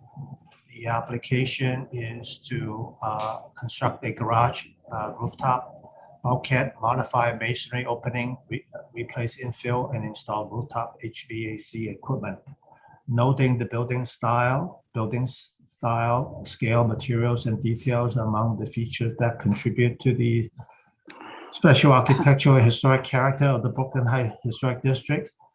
Recommend approval, finding that the proposed work will not damage or eliminate any significant architectural features, that the presence of a garage adjacent to the house at the small rear yard at edge of central green space will be in keeping with the placement of garages found within the historic district and will not diminish the continuity of the central green space within the block, that the design and materials of the garage, including a wood roll-up garage door designed to recall a carriage house and brick to match the brick of the house in combination with its utilitarian form and limited height, will help it remain a harmonious subordinate presence of the block, that the rooftop bulkhead will be modest in size and form and finished to blend with its context, and will only be seen from public thoroughfare at a distance against a backdrop of taller buildings, that the enlarged opening and pair doors will be installed at plain masonry at the secondary rear facade, will be well scaled to its context and compatible with the fenestration pattern at the rear of the house, helping the installation to remain a discrete secondary presence, and that the roof railings will be simply designed, relatively transparent and typical in terms of placement, height, materials, and finish. I recommend that the applicant work with the staff in terms of, Carol, can you clarify the language? Yeah, final that we're going to recommend approval contingent upon the staff, the applicant working with the staff for final sample review and approval for the materials for the garage. Thank you. the brick and the coping stone and other materials. Thank you. All right, thank you. And Commissioner Bland, would you second that motion? Second. Mark, will you call the vote? Chair Carroll, Aye. Commissioner Bland, Aye. Commissioner Shamir Barron, Aye. Commissioner Chapin, Aye. Commissioner Chen, Aye. Commissioner Devonshire, Aye. Commissioner Goldblum, Aye. Commissioner Gustafson, Aye. Commissioner Jefferson, Aye. Commissioner Lutfi, Aye. Commissioner Holford Smith. Aye. With 11 in favor and none opposed, the motion passes. All right, so that's approved. Thank you. And that concludes our public hearing and public meeting for today. Thank you all for your hard work, and we have hopefully you have a free afternoon to do all of the other things that you need to do in your busy lives. So thank you again for your commitment to our. Thank you. Thank you. See you on Take Friday. care. Okay, bye-bye. Bye. Bye.